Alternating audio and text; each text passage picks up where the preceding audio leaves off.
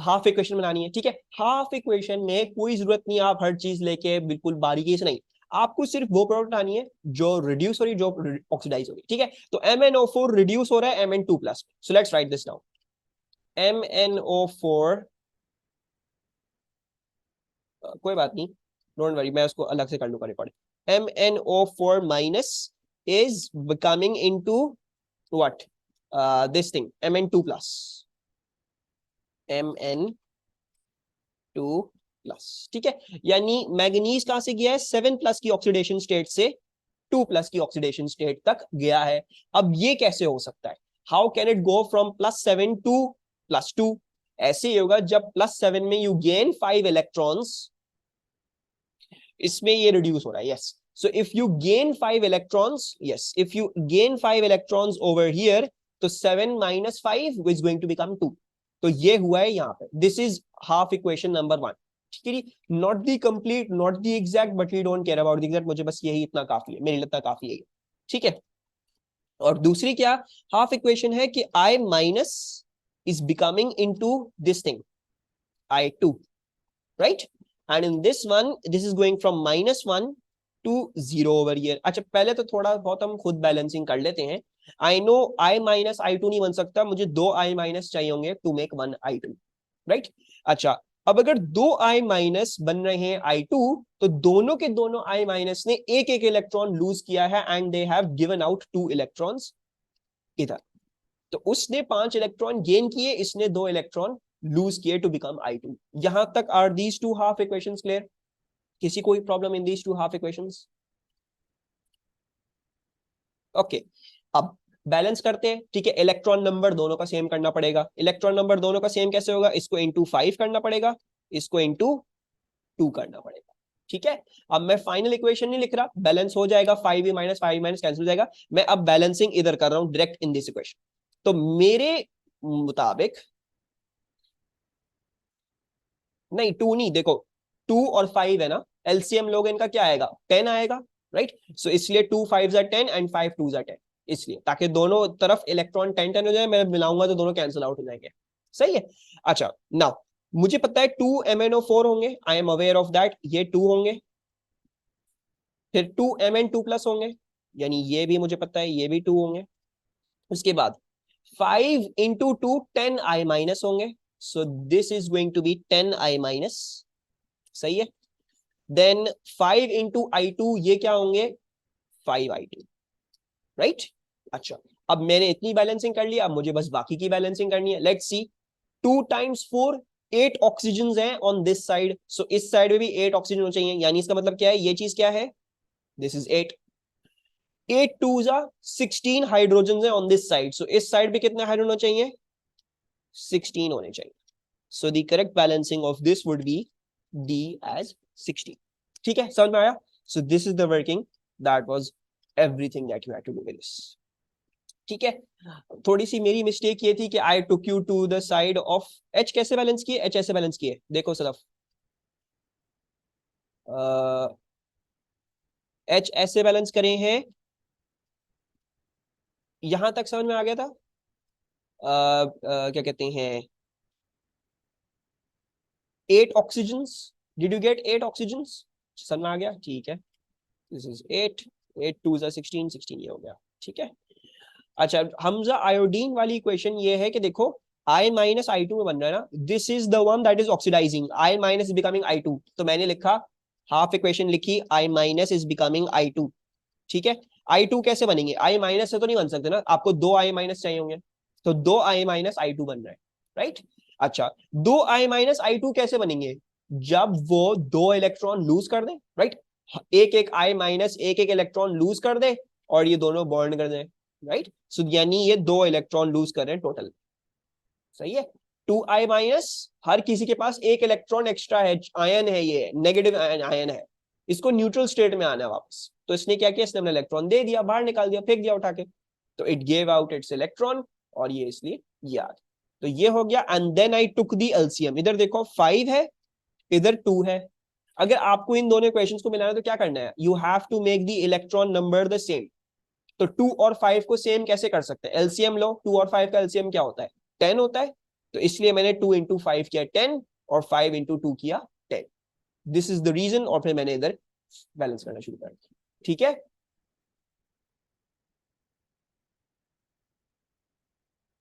सो ये एक मेरी मिस्टेक थी. I should have taken you guys to the thing. वो वाला जो हम ऐसी बैलेंस करने की कोशिश कर रहे थे वो अकॉर्डिंग टू रूल ही करना चाहिए था. वो मिस्टेक थी. मुझे लगा नहीं होगा. पहला दूसरा सवाल इतना मुश्किल नहीं देंगे, लेकिन दूसरा सवाल था ठीक ठाक. ठीक है. तो इसको इस तरह से ही करना. अगर ऑक्सीडाइजिंग एजेंट आ जाए सवाल में, ठीक है जी, then also try to go with the oxidation number के थ्रू बैलेंसिंग जो हम करते हैं. ठीक है. A piece of rock has a mass of 2.00 grams. It contains calcium carbonate, but no other basic substances. It neutralizes exactly 36 centimeter cube of 0.5 mole per dm cube hydrochloric acid.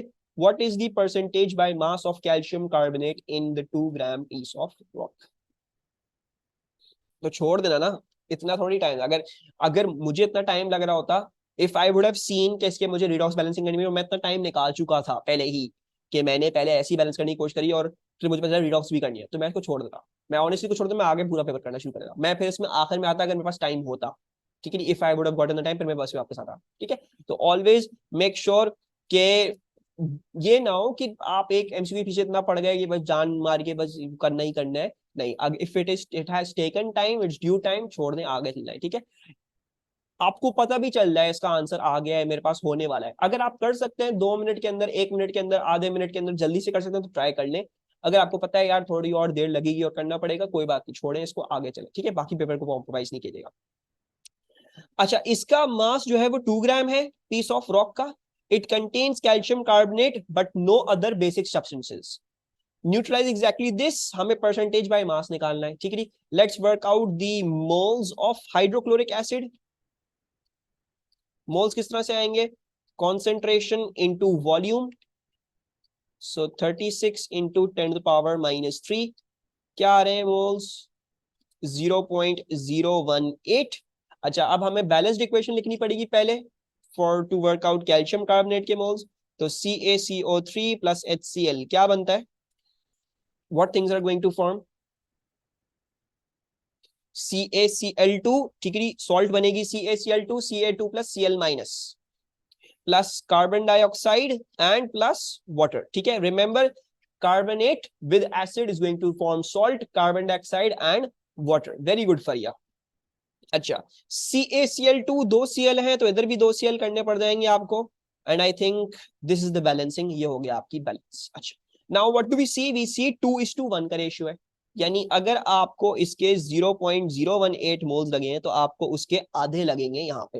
Right. सो 0.018 का आधा 0.009 moles of CaCO3. अच्छा, सही है. Now we can find out the mass of this thing. कैसे? Mole into MR से. Right. We can find out the mass. कितना actual मास था इसमें? सो 0.009. MR क्या है हमारा? Calcium carbonate. Calcium carbonate. Calcium is 40.1 और बाकी तो हम कर लेंगे. सो 40.1 प्लस 12 प्लस 3 टाइम्स 16. ठीक है. यूजिंग दिस फॉर्मूला मैंने इसका MR निकाल लिया. Ca is 40.1, calcium is 12, 3 times 16 ये आ गया. What is the mass of calcium carbonate working out to be? 0.9.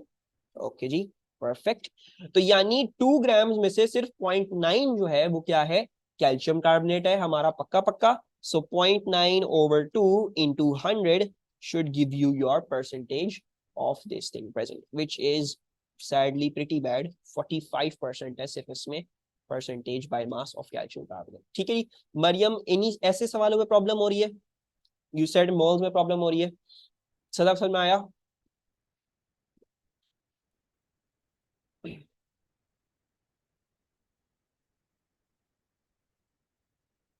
Not exactly. तो अच्छा, do make sure you send me those questions ताकि मैं देख सकूं क्या चीज है. इफ वी कैन सी कि कोई ऐसा कोई चीज है which you are finding problem है. L and M are elements in period 3 of the periodic table. Neither element is argon. Information about the Pauling electronegativity values of L and M is given. L, the highest of the 7 elements Na to Cl, M the lowest of these 7 elements Na2Cl. अच्छा, electronegativity हमें ये पता है कि electronegativity Fonkel, right? Fonkel, FON are the three most. So we know electronegativity decreases like this, right? I'm saying E decreases like this. And we also know that E decreases like this, right? Because Fonkel कल नीचे आ रहा है, ठीक है? अच्छा, अब वो बोल रहे हैं देखो पीरियड 3 में, यानी पीरियड 3 ये वाला, दिस वन NaMg aluminium silicon phosphorus sulphur chlorine argon, वो बोल रहे हैं L क्या है? L is the one which has the highest electronegative value. अब मुझे ये बताएं कि इन सातों में से which one is going to be L, जिसकी सबसे हाईएस्ट इलेक्ट्रोनेगेटिव वैल्यू है? Cl, right? उन्होंने आई थिंक बोला है आर्गन को नहीं लेना, नाइदर एलिमेंट इज आर्गन, ठीक है? आर्गन नहीं लेना, आर्गन को कंसिडर नहीं करना. तो यानी ये हमें पता चल गया कि L जो है वो ये है, ठीक है? This is L, this is as the highest electronegativity in all of your period 3. उसके बाद क्या है? The lowest. लोएस्ट किसकी होगी इन सब में से? आई think this is also pretty clear, sodium की सबसे लोएस्ट होनी चाहिए, राइट? बहुत आसान सवाल हो गया ये. M let's say this. So we know that this is NaCl. Three statements are given. Element L contains covalent bonds. Statement 1 सही है, गलत है?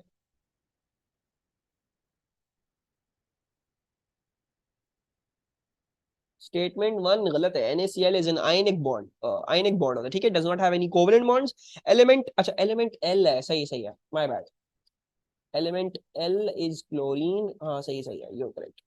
गलत हो गया मुझसे खुद, मैंने कहा. अच्छा, element L contains covalent bonds. Yes, chlorine contains covalent bonds. Element L has a higher atomic number than element M. Yes, definitely chlorine का 17 है, उसका सोडियम का 11 है, ठीक है? And then you have a compound of L and M contains ionic bonds. All three are correct. This became very easy, sadly. Okay, for ये था ammonia reacts with, sir how we come covalent bond नहीं होगा when electron is too high? नहीं, मैंने ये नहीं कहा. Element L का लिखा हुआ था, ठीक है? ये क्लोरीन की बात हो रही थी, सिर्फ क्लोरीन की. क्लोरीन में होते हैं कोवेलेंट बॉन्ड, होते हैं, तो इसलिए सही है, ठीक है? इलेक्ट्रॉनिक वैल्यू हाई है, हाई से हमने अंदाजा लगाया क्लोरीन है, क्लोरीन में कोवेलेंट बॉन्ड होते हैं, दैट्स द थिंग. सही है? अच्छा, ammonia reacts with acids to form ammonium ion, which row is correct? Shape of NH4 plus, bond angle in NH4 plus.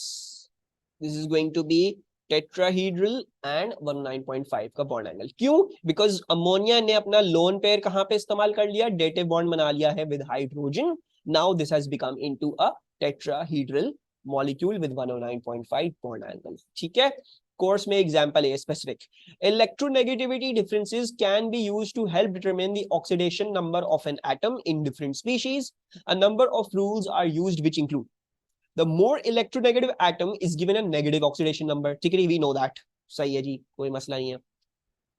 Hydrogen is more electronegative than group 1 elements, group 1 metals. Oxygen is more electronegative than hydrogen. Which row is correct? कौन सी, अब इसमें से redox कौन कौन सा देगा हमें, और हमें disproportionation कौन कौन सी चीजें देंगी? अच्छा, redox तो चेक करने की जरूरत नहीं है, सिर्फ disproportionation चेक करना है.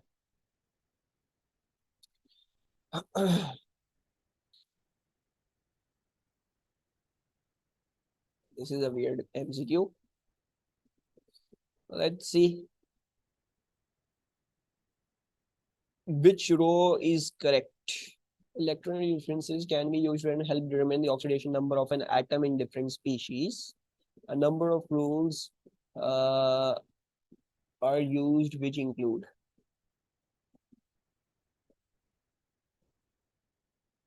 तो ये तो हमें पता है ऑलरेडी, ये क्या बकवास कर रहे हैं हमसे. अच्छा चलो, खैर, लेट्स सी. अच्छा देखो, इसमें सारे तो रिडॉक्स चेक्ड है. अच्छा सही है, सही है. Which row is correct? Let's see. Redox को भी चेक करना पड़ेगा, डिस्प्रोपोर्शन को भी चेक करना पड़ेगा. Will have to check everything, ठीक है? सब कुछ ही देखना पड़ेगा. Let's see, is this redox? Redox है क्या ये? Do you think this is going to be redox? मेरे हिसाब से ये रिडॉक्स नहीं होगा, लग रहा है. लेट्स सी, -2x -2x, ठीक है जी। सो x +4 इंटू -2 इक्वल्स टू -2, क्या आ जाएगा, x आ जाएगा +6 के बराबर, राइट। ये आ रहा है, इसमें क्या आ रहा है, x sorry 2x +7 into -2 equals to -2, what's this coming out, 7 into -2 -14, ये हो जाएगा। x इधर क्या आ रहा है, इधर भी +6 आ रहा है, तो ये रिडॉक्स नहीं है, ये गलत मार्क किया इन लोगों ने, ठीक है। अच्छा, NaH + H2O NaOH + H2 बन रहा है, इसमें तो चेक करना बड़ा आसान होगा क्योंकि H2 इधर 0 है, इधर +1 होगा, सो वी आर करेक्ट कि ये तो सही है इसका, ठीक है। लेट्स सी दिस वन, इसमें क्या रिडॉक्स हो रहा है, ये इक्वेशन गलत लिखी है, खैर लेट्स सी, फिर भी बहरहाल let's see, x -2 x -2 x -2, let's see, so x +4 into -2 equals to -2, इसमें क्या आ रहा है, +6, अब इसमें देख लेते हैं, so x +2 into -2 equals to 0, x equals to +4, तो रिडॉक्स तो पक्का है, हमें रिडॉक्स तो हो रहा है, ठीक है। और ये भी देख लेते हैं, in this one, so x +4 into -2 equals to -1, and in this one you're getting a +7, ठीक है। ये किसकी वर्किंग है, इसकी है, ठीक है, ये इसकी है और ये इसकी है, सही है जी। तो रिडॉक्स भी है और डिस्प्रोपोर्शनेशन भी है, क्योंकि +6 से +4 भी जा रहा है, रिड्यूस भी हो रहा है, +6 से +7 भी जा रहा है, ये भी हो रहा है, so we are sure about this case में ये डिस्प्रोपोर्शनेशन रिएक्शन भी है, ठीक है। Where is in this one ये -1 हो जाएगा, ये +1 हो जाएगा, ये -2, ये +1 -2 +1 and so on so fourth. तो इसमें कोई डिस्प्रोपोर्शनेशन नहीं है, इसमें रिडॉक्स है लेकिन डिस्प्रोपोर्शनेशन नहीं है, ठीक है जी। और इसमें अगर देख लेंगे आप, let's see in this one, तो इसमें इसको भी सॉल्व करना पड़ेगा, मुझे ऐसा लग रहा है पहले के इन्होंने एमसीक्यू में बहुत सोल्यूशन और वगैरह वगैरह करने को दे दिया है, very unlike other papers. 3 times -2, ठीक है, कॉट ऑफ गार्ड -1, एंड ये हो जाएगा x इक्वल्स टू -1 +5, ठीक है। तो यहाँ पे हमारे पास +5 आ रहा है, and in this one this should be -2 into 2 -4 -4 plus this should be +3, +3 नहीं आएगा, -2, अच्छा हाँ प्लस है, sorry my bad, yes yes, इसको भी सॉल्व कर लेते हैं, कंफ्यूज नहीं होते। अगर हम इसको सॉल्व कर लेते हैं तो ये क्या आ जाएगा, नहीं इस एमसीक्यू में मुश्किल तो कुछ भी नहीं है, सिर्फ लेंथी वर्किंग है। So 2 times -2 equals to charge क्या है, +1 है, so x equals to 2 times -2 is -4 -4 +1, sorry ये हो गया +5, ठीक है। सो रिडॉक्स नहीं है ये, ठीक है, इसमें कुछ भी रिडॉक्स नहीं है, so this is wrong, and आगे का हमें चेक करने की जरूरत नहीं है, यानी इस हिसाब से हमारा कौन सा सही है, इट इज सी। समझ में आ रहा है Alisha, Sadaf, Mariam? There is too much working in the first 10 MCQs, very unlike papers, बहुत ज्यादा वर्किंग है इसमें, इस वाले में भी बहुत ज्यादा थी और फिर अभी भी टू मच वर्किंग, हम जल्दी प्रोग्रेस नहीं कर पा रहे, this is too much working. Which assumptions are made about ideal gases, कौन सी assumptions are made about ideal gases? Ideal gases contain molecules with no mass, ये तो गलत है। Ideal gases contain molecules with no volume, yes, negligible volume, and then ideal gases have no intermolecular forces, that is also correct, ठीक है।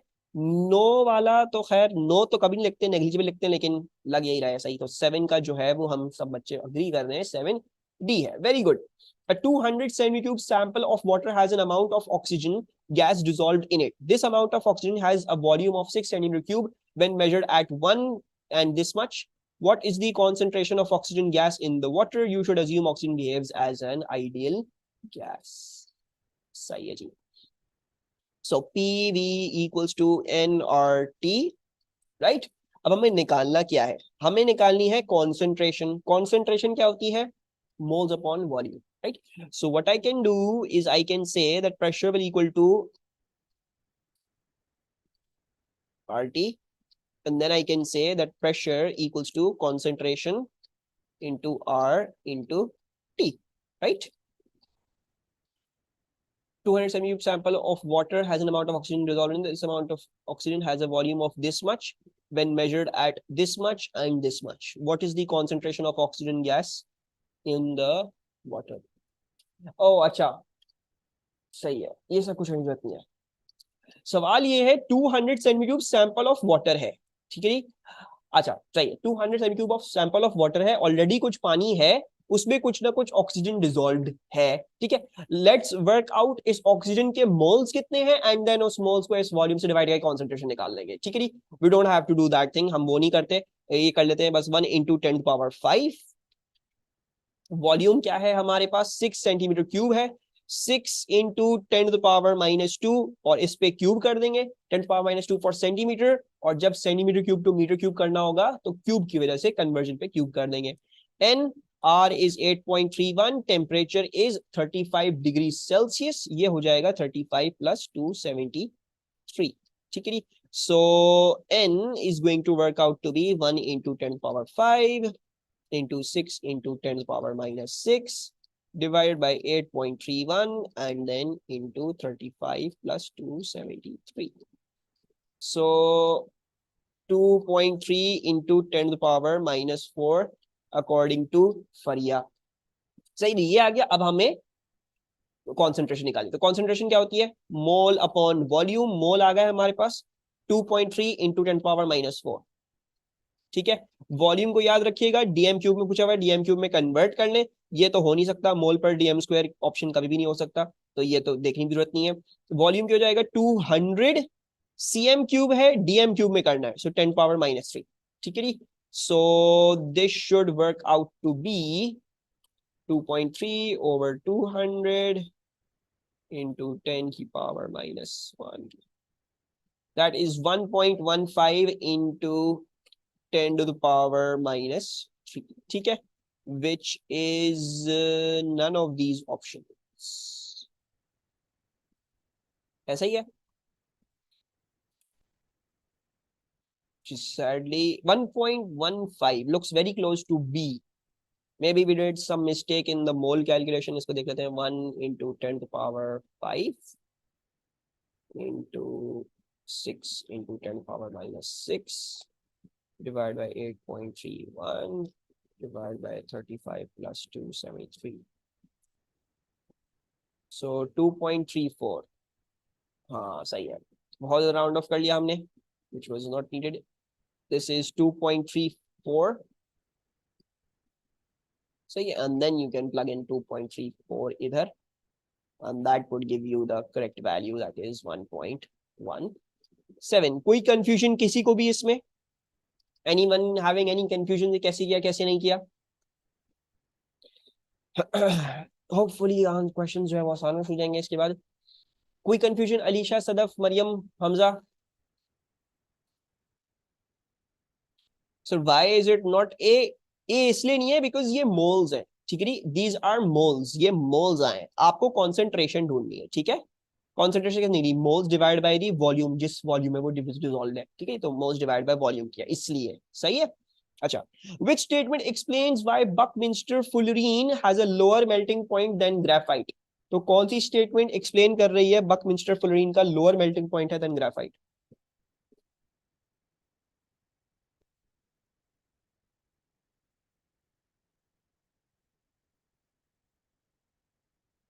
Alisha is saying A and I also believe के A है. Yup, सो सी तो गलत है, ठीक है, सामने नहीं बोल दिया. ग्रेफाइट इज पार्शियली आयनिक, आयनिक कभी नहीं होता graphite. Mobile electrons in graphite mean it metallic structure कभी नहीं हो सकता. हाँ मोबाइल इलेक्ट्रॉन्स होते हैं लेकिन मेटालिक नहीं हो सकता, ठीक है. ए ही सबसे सही है. Buckminster fullerene exists as discrete molecules, ठीक है, that is true. ग्रेफाइट एक पूरा ही स्ट्रक्चर होता है, जायंट होता है, सब कुछ जुड़ा हुआ होता है उसमें. Which equation represents the reaction whose standard enthalpy change is the standard enthalpy change of formation of water? तो पानी की फॉर्मेशन का कौन सा रिएक्शन इधर आपको सही दिख रहा है?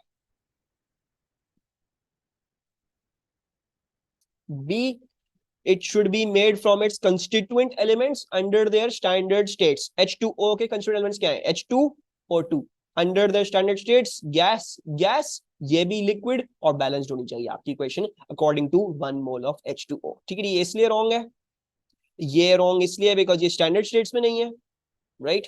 स्टैंडर्ड स्टेट्स में नहीं है और ये कंस्टिट्यूएंट एलिमेंट्स नहीं कहलाएंगे, ठीक है, ये एलिमेंट नहीं है एंड ये भी गलत है because once again standard state में नहीं है, O2 नहीं है, H2 नहीं है, अलग ही किसी और चीज में है which is wrong, not in the definition of standard enthalpy change of formation. Which mixture will react to form exactly 1 mole of water? H hydrogen की स्टैंडर्ड स्टेट क्या होती है ये बताओ? How does hydrogen exist normally? कैसे exist करता है? H2 बस, H प्लस लिखा हुआ है ना C, therefore it can't be that. सही है, H plus is not the standard state of hydrogen. And similarly OH minus क्या है? OH minus is also not an element. ठीक है, element नहीं है ये. अगर ऑक्सीजन लिखा हो तो that is an element. OH minus compound है, एक charged compound है, ठीक है, charged molecule compound है भी. Which mixture will react to form exactly 1 mole of water? तो कौन सा mixture exactly 1 mole बनाएगा?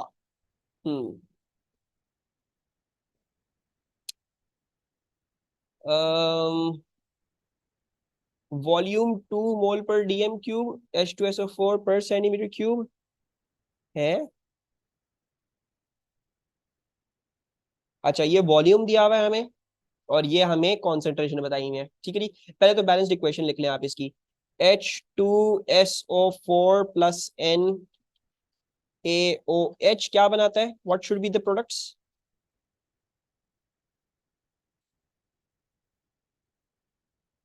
Na2SO4, ठीक है, Na प्लस होता है, SO4 2 माइनस होता है, ठीक है जी. Na प्लस SO4 2 माइनस, तो इसलिए 2 एंड देन वो, और बाकी आपके पास क्या आ जाएगा? H2O आ जाएगा, ठीक है. अच्छा, अब उसके बाद क्या है? हम लेट्स बैलेंस दिस. बैलेंस करने के लिए हमें जो है वो क्या करना पड़ेगा? Will have to do this two and right, हो गया 2H 2H 2H, ठीक है. तो ऑक्सीजन ये हो गई, दिस इज द बैलेंसिंग, ठीक है. अच्छा, बैलेंसिंग कैसे हो रही है इसको देखें.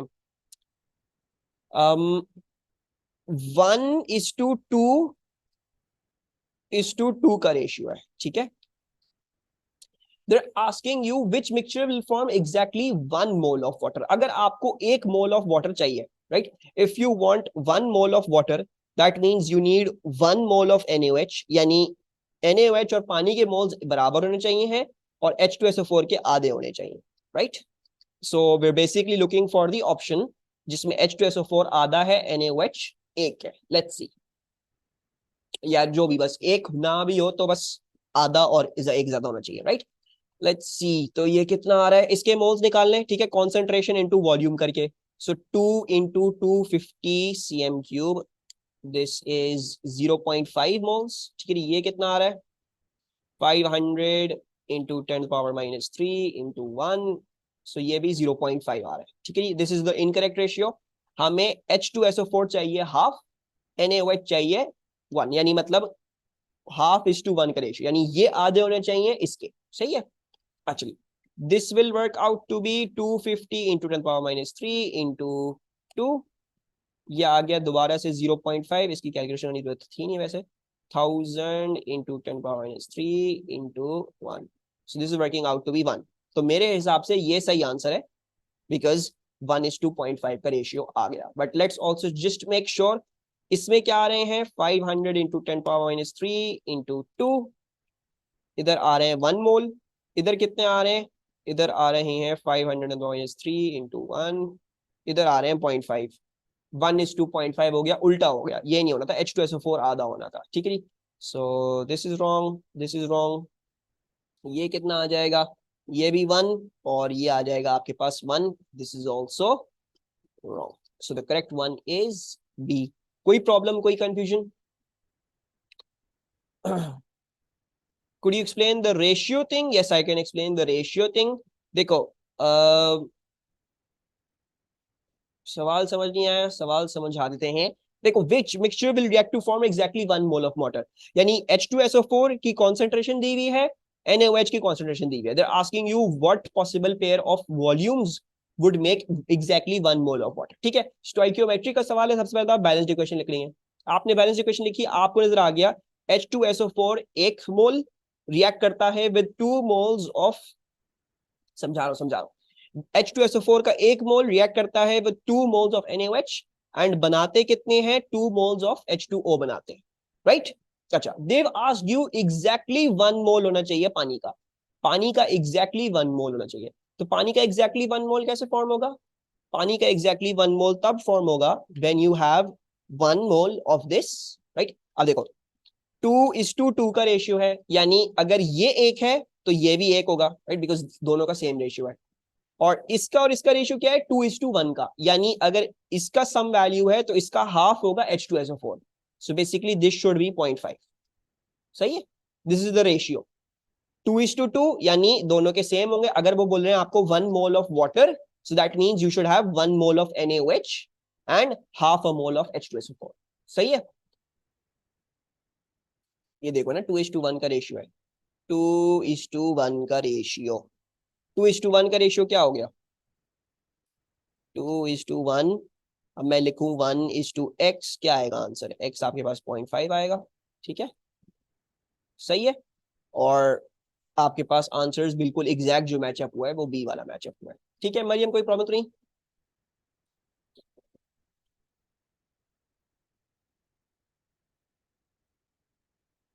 Clear, okay. ऐसे टाइप के सवाल तो नहीं है जिसमें मसला हो रहा है। The enthalpy change of neutralization of HNO3 with NaOH is this much. In an experiment, 20 centimeter cube of this much is mixed with 30 centimeter cube of this much. In an insulated container, the initial temperature of both solutions is this much. It can be assumed that the heat capacity of the product mixture is this much and that there are no heat losses. What is the maximum final temperature of the mixture? कौन सा formula इस्तेमाल करते हैं इसमें? Q equals to MC delta theta, right? Yeah, MC delta T, whatever. MC delta theta. And then how do you convert Q into the enthalpy change for neutralization? ऐसे convert हुआ करता कि you had to Q into 10 to the power -3 करना पड़ता, kilo joules में convert, इससे joules आता है, किलो जूल्स में करो, किलो जूल्स में करने के बाद मोल्स ऑफ वाटर से डिवाइड करोगे, right, you will divide by the moles of water and obviously क्योंकि एक्सोथर्मिक भी होता है तो माइनस लगाना पड़ता है, और फिर आपके पास आती है आपकी डेल्टा एच न्यूट्रलाइजेशन की वैल्यू, ठीक है जी, दिस इज द थिंग। अच्छा, now if I want to work out Q, तो मुझे बैक ट्रैक करना पड़ेगा, मुझे उल्टा वर्क करना पड़ेगा, तो क्यू कैसे आएगा, let's see this, -q into 10 power -3 upon n लिख रहा हूं सिर्फ अब, ठीक है, n ऑफ वाटर ही है, इक्वल्स टू -57, सही है जी, माइनस माइनस कैंसिल, और Q क्या आ गया, Q आ गया मेरे पास 57n upon 10 to the power -3, ठीक है, so this is Q। अच्छा, can I work out the moles of water? I believe I can because I have the exact amounts जो mix up हो रही हैं, ठीक है, let's see that कितनी mix up हो रही हैं। HNO3 is reacting with NaOH, HNO3 is reacting with NaOH, क्या फॉर्म होगा, न्यूट्रलाइजेशन रिएक्शन है NaNO3 बाय Na प्लस होता है, NO3 माइनस होता है, तो इसलिए 1:1 NaNO3 and the other thing is going to be H2O। क्या ये बैलेंस्ड है, हाँ ये बैलेंस्ड है, यानी 1 मेक्स 1 मोल ऑफ वाटर, ठीक है।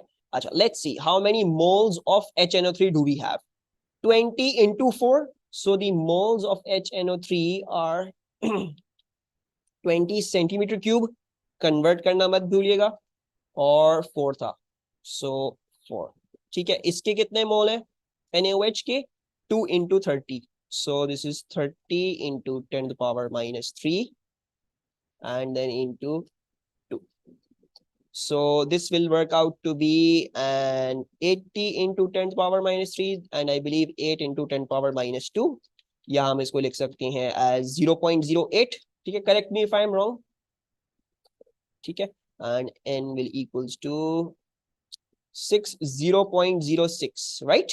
ऐसे ही होगा, सही करिए मैंने कैलकुलेशन, गलत तो नहीं किया कुछ। 10⁻³ इंटू 4 0.08, 13⁻³ इंटू 2 0.06, ठीक है।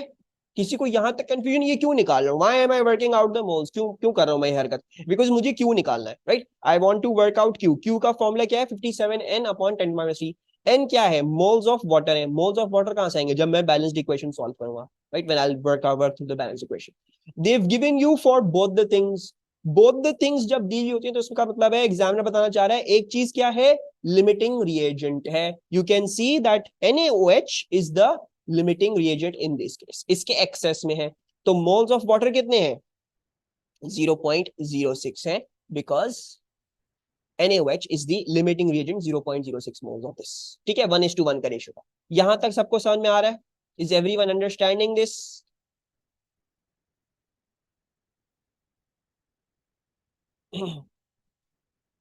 Yes, Faria, Alisha?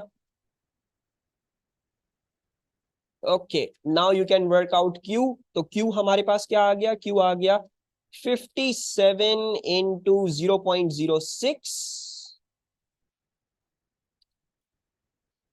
Upon 10⁻³ So it's going to be 57 into 0.06 divided by 10⁻³ 3420 joules, ठीक है?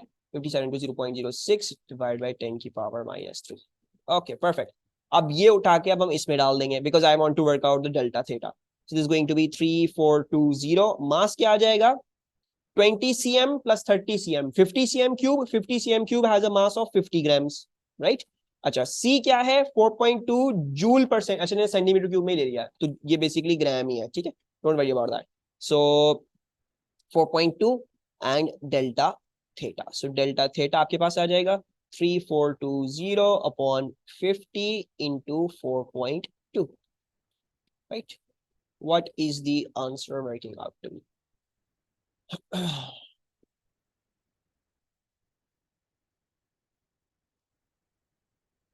16.28, सही है। इनने शुरू कहां पे किया था? What was the starting temperature? 25 था, ठीक है जी। तो मेरे पास डेल्टा थीटा आ रहा है 16.28, राइट? सो हमारा फाइनल टेम्परेचर कैसे आएगा? ऑब्वियसली इसमें ये इंक्रीज आया है, सो 25 plus 16.28 should give us our value that is 41.3, ठीक है? Which is A. कोई प्रॉब्लम है MCQ से? Is this clear? Okay. Lots of calculation in this paper. Too much calculation. Her question में calculate. Some bond energies are listed. HH की bond energy, OH की, OO की, O double bond O की, ठीक है? 1 mole of hydrogen reacts with oxygen to give water vapor, ठीक है? Using the bond energy data, what is the value for the enthalpy change of this reaction? अच्छा, reaction क्या है? Hydrogen का 1 mole react करता है with oxygen to give water vapour, यानी H2 reacts with O2 to give me water vapor, ठीक है? अच्छा, the important thing to know in this is 1 mole of hydrogen. 1 mole of hydrogen react कर रहा है, यानी आपने इसको एक ही रखना है। अगर ये एक है तो ये भी एक होगा और ये हाफ हो जाएगा, ठीक है? So this is the balancing that I am going to go with. Now using bond energy data, what is the value of enthalpy change? हमें बेसिकली बॉन्ड एनर्जी डाटा इस्तेमाल करना है, products minus, sorry, reactants minus products करना है, ठीक है? So let's see HH then plus half O double bond O, H2O, एक H2 है तो एक H2, सही है? 1 टाइम्स H2 यानी 2 हाइड्रोजन, तो इधर भी 2 हाइड्रोजन होने चाहिए, उससे ज्यादा नहीं हो सकते या उससे कम नहीं हो सकते। नहीं, कंपाउंड तो है लेकिन कितना हाइड्रोजन, इधर कितना हाइड्रोजन है? 2 है। इधर कितने होने चाहिए? 2 होने चाहिए, तो इसलिए 1 टाइम्स 2 करा ताकि 2 रहे, ठीक है? अच्छा, देन दिस इज, अच्छा, H2O कैसा होता है? H2O is like this, OHH, सही है? सो इसमें एक में 2 OH बॉन्ड्स होते हैं, सो 2 times OH। Now reactants minus products करना है, तो रिएक्टेंट क्या है? HH है, 436, 436 पॉजिटिव में जाएगा, O double bond O 496, so plus half, 496 भी पॉजिटिव में जाएगा, 2 टाइम्स OH 463, ये नेगेटिव में जाएगा, so -2 463 because this is a product. What is the answer coming out to be? -242, which is option C. ठीक है. I hope there are no problems. अगर कोई problems नहीं है तो let me know and also try to solve 14 -114 नहीं आ रहा. ये देख लो, ये माइनस नहीं था, ये प्लस है. ठीक है, this is plus, this is also plus. ठीक है, हैव अ लुक एट 14. 14 कैसे करेंगे? अच्छा, ये आप लोग करो. ठीक है, आई एम नॉट डूइंग. बहुत सारी कैलकुलेशन में, बहुत ही कैलकुलेशन पेज पेपर आया है इस दफा. मेरे ख्याल से 15 MCQ तक तो हमने 8-10 सवाल तो कैलकुलेशन बेस्ड ही थे सारे. ए गलत है. अच्छा, डी भी गलत है. सही है. और मुझे पता नहीं है, आई एम जस्ट सेइंग ऐसी, आई एम नॉट श्योर कौन सा सही है कौन सा सही नहीं है. डी सही है. Okay, let's see. दो बच्चे बोल रहे हैं D, so let's see if D सही है कि नहीं. अच्छा, इसमें ऑक्सीडेशन स्टेट कैसे निकालेंगे? Let's say this is x, this is -2, हमें पता होता है. So 2 times x plus 2 -2 equals to -2, and then 2x will equals to, हाँ, ये सीधा सीधा कर लो, x इक्वल्स टू +1 आ रहा है. ठीक है, -2 +4 +2, ठीक है, x इक्वल्स टू +1 आ रहा है. नाउ वी हैव टू सी कि इसमें हमें +1 दिख रहा है. मैं सारे नहीं करके दिखा रहा, आप लोग बोल रहे हो डी में आ रहा है, so let's just see D में. Fluorine is always minus, hydrogen is +1. ठीक है जी, तो fluorine is -1. Let's just see this. So +1, nitrogen को x बोल लेते हैं, और फ्लोरीन क्या हो जाएगा? +2 -1. सही है जी, and that equals to 0, and then you can see +1 plus x -2 equals to 0, x equals to +1 once again. So yes, you guys are correct. D में ही हमारे पास वो आ रहा है. बाकी करके देख लोगे, they won't be coming out. ठीक है, तो मैं उसमें टाइम जाया नहीं कर रहा. I don't want to waste too much time over here. Let's move onwards. Sulfur dioxide reacts with oxygen as shown. सही है. Which change will move the equilibrium position to the right side and change the value of the equilibrium constant? Equilibrium constant की value भी change होनी चाहिए और equilibrium position भी right hand side पे जानी चाहिए.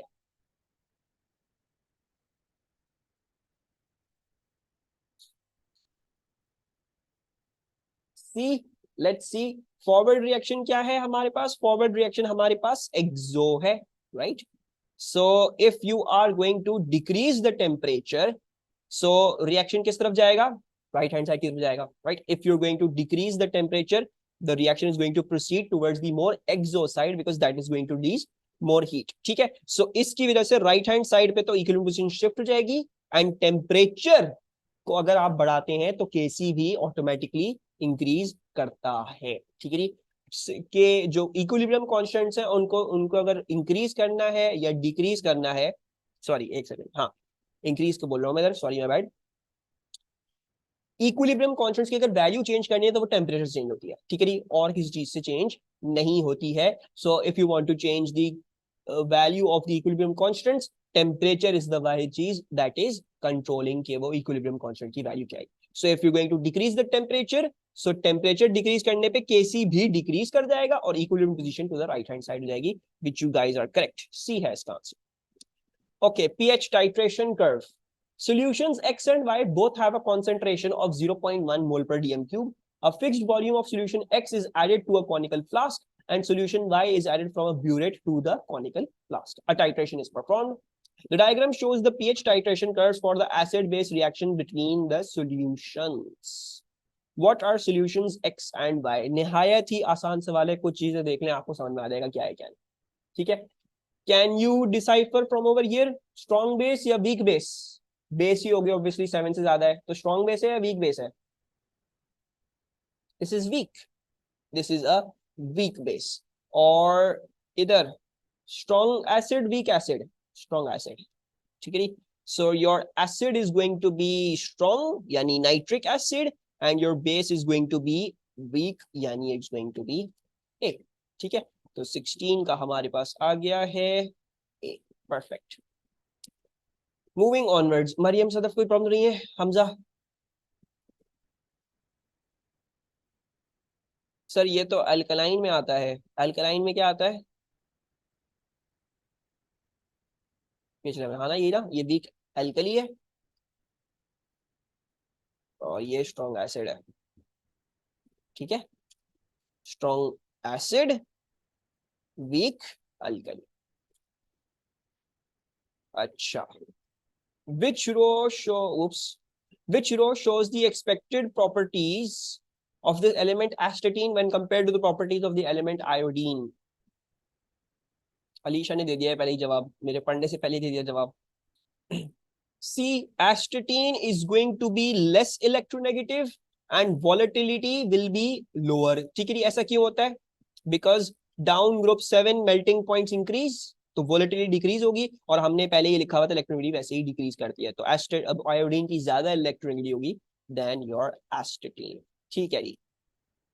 The rate of an exothermic reaction, ठीक है, is followed by measuring the concentration of a reactant at regular time intervals.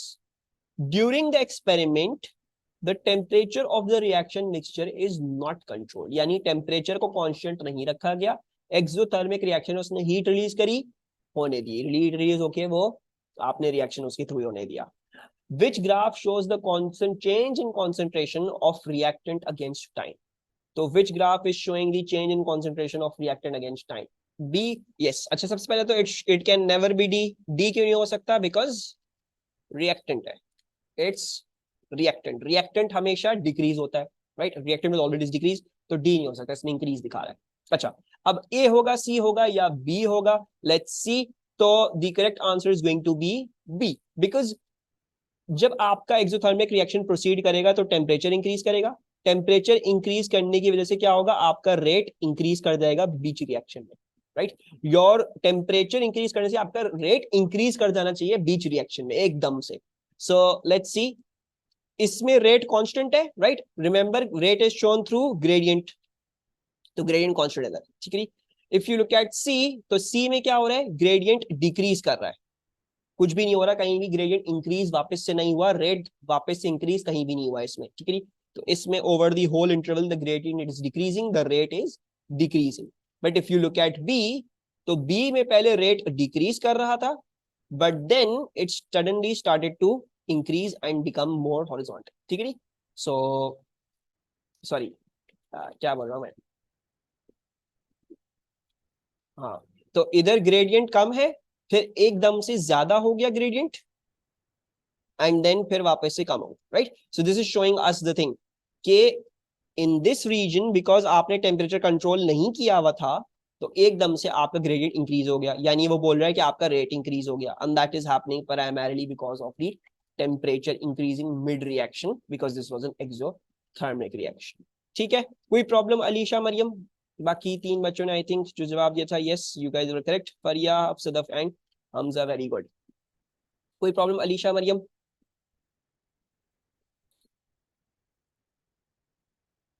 Can I explain again? अच्छा, I can explain again.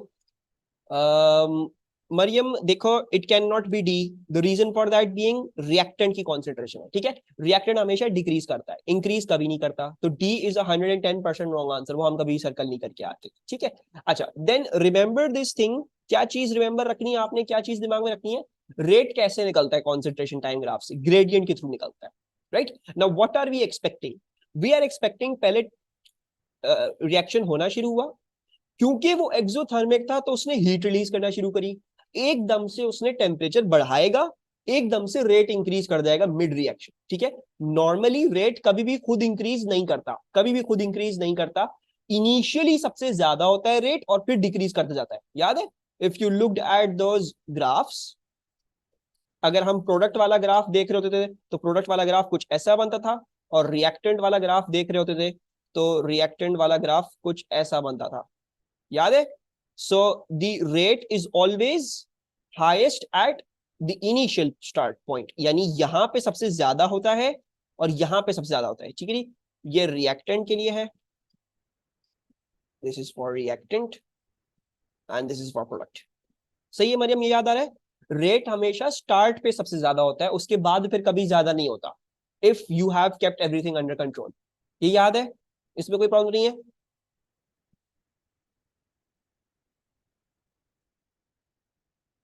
Okay अब इस reaction में हमने कंट्रोल नहीं रखा हुआ, यानी ऐसा ग्राफ प्रोड्यूस नहीं होगा। यानी रेट डिक्रीज तो करेगा शुरू में, जैसे जैसे रिएक्शन स्टार्ट हुआ कॉन्सेंट्रेशन ऑफ द रिएक्टेंट कम होना शुरू हो जाएगी तो रेट डिक्रीज करेगा।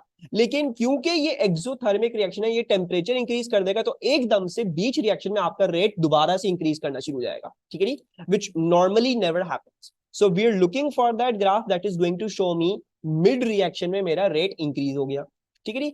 रेट कैसे इंक्रीज दिखेगा हमें ग्राफ में? जब हम ये देखेंगे ग्रेडियंट इंक्रीज हो, ठीक है। तो we are looking for either of A B या सी में किसमें ग्रेडियंट इंक्रीज होता हुआ हमें दिख रहा है, ठीक है। दूसरी बात ये ध्यान में रखिएगा, gradient this is gradient zero, ठीक है। This is a gradient that is more, जितनी स्टीप होगी लाइन उतना ज्यादा gradient, and this is a gradient that is the most steep, कह लो जितना ज्यादा स्टीप उतना ज्यादा ग्रेडियंट, राइट? ऐसा ही होता है, अब वो चाहे डाउनवर्ड स्लोपिंग हो या अपवर्ड स्लोपिंग हो, जितना ज्यादा ग्रेडियंट होगा उतना ज्यादा उसका मैग्नीट्यूड होगा, जितना ज्यादा स्लोप होगा उतना मैग्नीट्यूड होगा ग्रेडियंट का, ठीक है। इफ यू लुक एट ए, ए में मसला क्या है? ए में एक स्ट्रेट लाइन है, स्ट्रेट लाइन का ग्रेडियंट क्या होता है? कांस्टेंट होता है। सो इसमें आपका रेट क्या है? कांस्टेंट है, ठीक है। सो एम इज कांस्टेंट यानी आपका rate is constant. So A is wrong, A हमें वो बात नहीं दिखा रहा है जो हम देखना चाह रहे थे कि हमारा रेट बीच में इंक्रीज कर जाए, हमारा ग्रेडियंट बीच में इंक्रीज कर जाए, राइट नाउ। इसी तरह आप सी को भी देखोगे तो सी में क्या हो रहा है? ग्रेडियंट डिक्रीज कर रहा है, right. How do I know? The lines are getting less steep, पहले ज्यादा स्टीप थी, फिर स्टीपनेस डिक्रीज हो रही है, डिक्रीज हो रही है, इवेंचुअली हॉरिजॉन्टल हो गई। So the gradient is decreasing and therefore the rate is also decreasing. सही है? A and C are therefore wrong. If you look at B, however, तो B shows you a gradient, पहले वो थोड़ा सा ऐसा था, फिर एकदम से ग्रेडियंट इंक्रीज होना शुरू हो जाता है, ठीक है। ऐसा नॉर्मली कभी भी नहीं होता, that never normally happens. Rate beach reaction में इंक्रीज नहीं कर सकता। इस रिएक्शन में हाउएवर रेट इंक्रीज करा है बीच में और फिर वापस से डिक्रीज हो गया, right. You can see rate पहले इधर कुछ और था, कम था, फिर एकदम से यहाँ पे इंक्रीज हुआ है एंड देन वापस से फिर नॉर्मेलिटी तरफ जाना शुरू किया जब कॉन्सेंट्रेशन खत्म होना शुरू हो गई सब चीज की, right. So in this portion we can see that the gradient increased, we can see that, so therefore your rate also increased in this portion. और वो हमारी एक्सप्लेनेशन के साथ फिट बैठ रहा है कि अगर टेम्परेचर इंक्रीज हो गया तो रेट इंक्रीज हो गया mid reaction, because of this being an exothermic reaction temperature इतना ज्यादा बढ़ गया कि आपका ग्रेडियंट इंक्रीज कर गया, आपका रेट इंक्रीज कर गया, ठीक है Maryam. So this is B. Perfect. अच्छा जी, for a particular, let's do this page for today. इसको खत्म करते हैं। For a particular reversible reaction, the backward reaction is endothermic. ठीक है? For a particular reversible reaction, the backward reaction is endothermic. The activation energy of the backward reaction is 160 kilojoules. It can be assumed that the backward reaction proceeds by a mechanism that is the exact reverse of the mechanism for the forward reaction.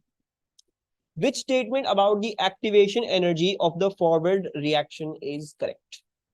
I don't know. B, B जो है, the activation energy of the forward reaction is 0 kilojoule per mole but less than,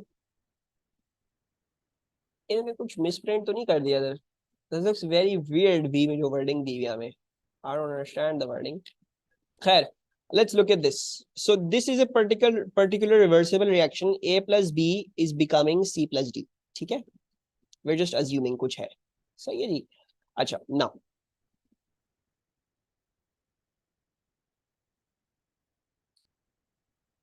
backward reaction is endothermic. तो forward reaction क्या होगा?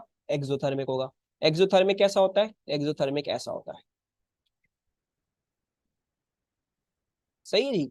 अच्छा, backward reaction endothermic है, तो ये endothermic है, हाँ बिल्कुल बैकवर्ड रिएक्शन एंडोथर्मिक है।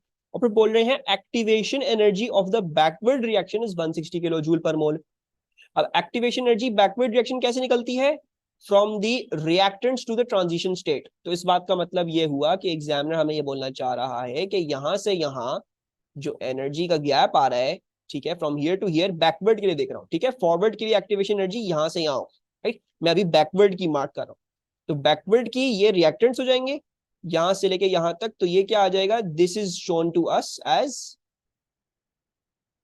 160 किलो जूल पर मोल, ठीक है जी।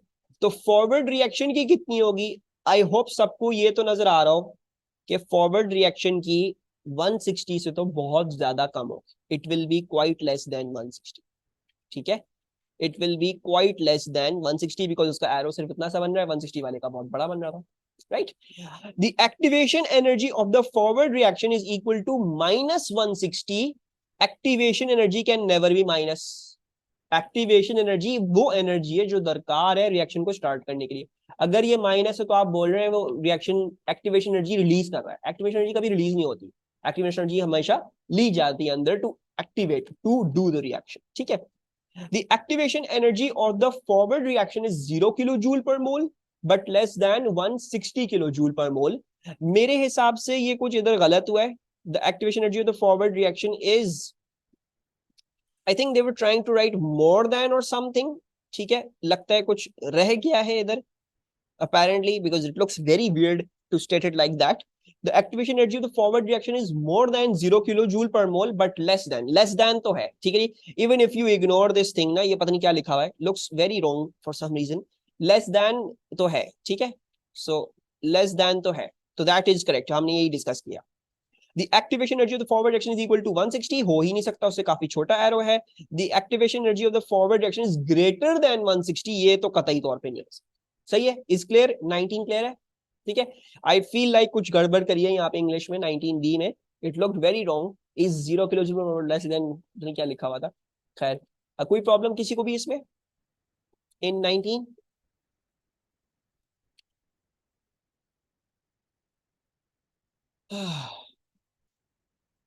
Let's do this. 20. HCN has been detected in interstellar gas.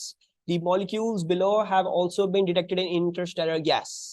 Which molecule contains the same total number of valence shell, outer shell electrons as HCN? D, PN? I think. Let's see.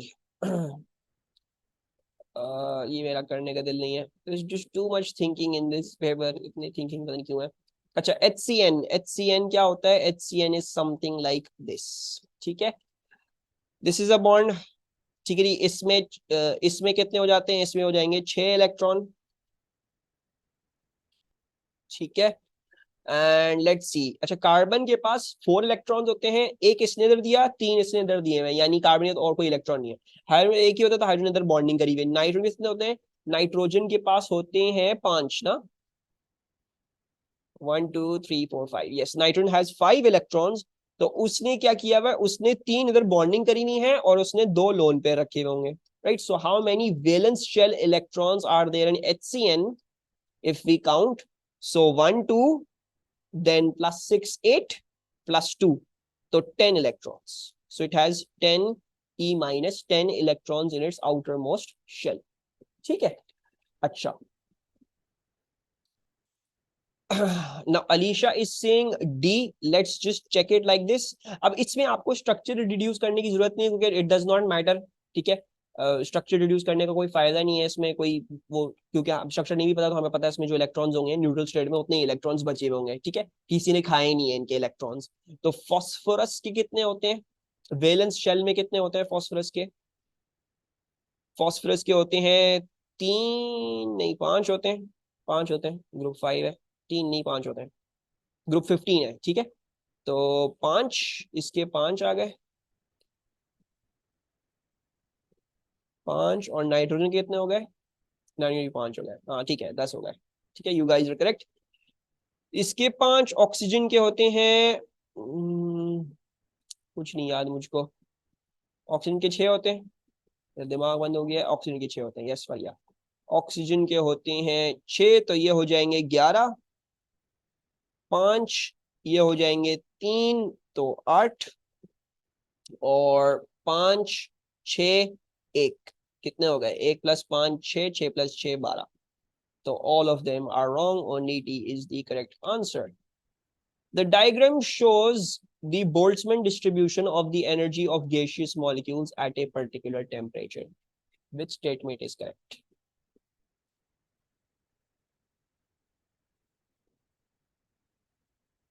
The statement that is correct is B. The length of the line labeled X shows the activation energy for the reaction line. ठीक है, length of the line x नहीं, length of the line नहीं, बस ये है कि यहाँ पे जो वैल्यू है इधर, ये जो लिखी हुई होगी इधर value, whatever value, that is E है, ठीक है, नॉट द लाइन, लाइन की लेंथ से कुछ लेना देना होगा। The length of the line labelled Y shows the enthalpy change of the reaction, नहीं पता नहीं क्या लिखा हुआ है, लेंथ ऑफ द लाइन कहाँ से आ गई, ये इनमें से कोई नहीं है, ठीक है, it is B for this one. ठीक है, आज की क्लास यहीं पे खत्म करते हैं, बहुत ज्यादा कैलकुलेशन बेस्ड पेपर है, ठीक है, we will do this. Length of the line, ये चीज लेंथ ऑफ द लाइन,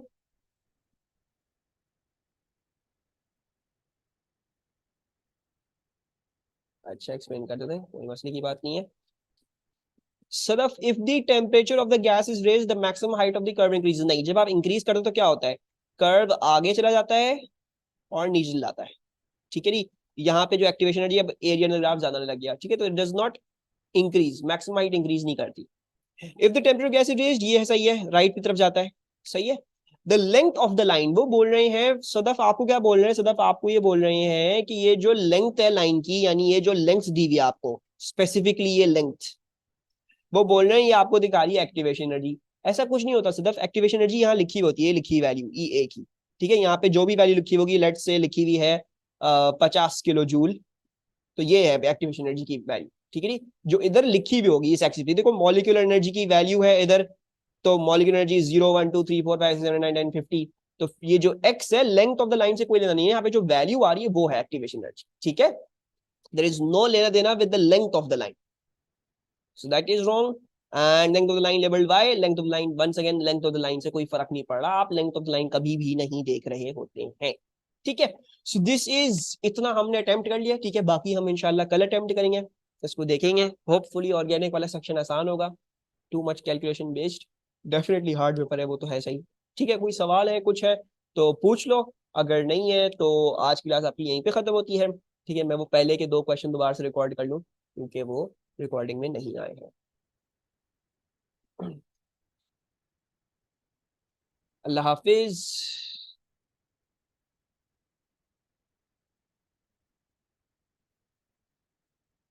अल्लाह हाफिज। अल्लाह हाफिज। ओके जी।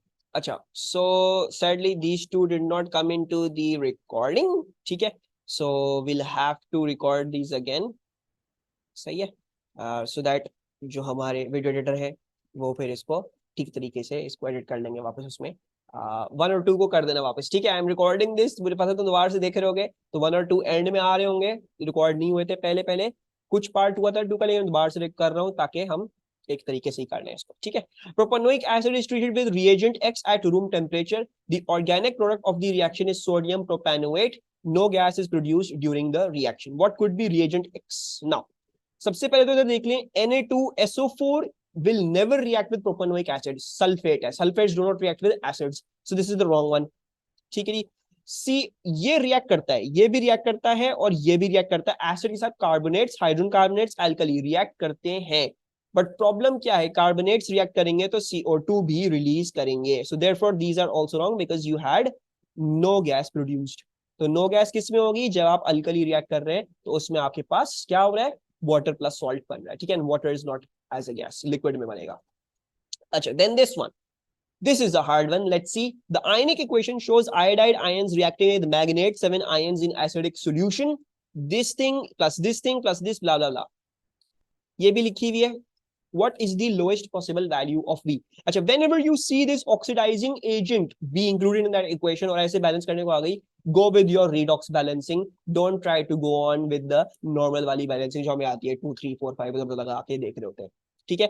इसको आपने रिडॉक्स के थ्रू ही करना पड़ेगा। सो रिडॉक्स के थ्रू करने के लिए you have to work out के कौन सी चीज रिड्यूस हो रही है, कौन सी चीज ऑक्सीडाइज हो रही है। सो लेट्स सी, इसको x के लेते हैं, ये -2 होता है हमें पता है।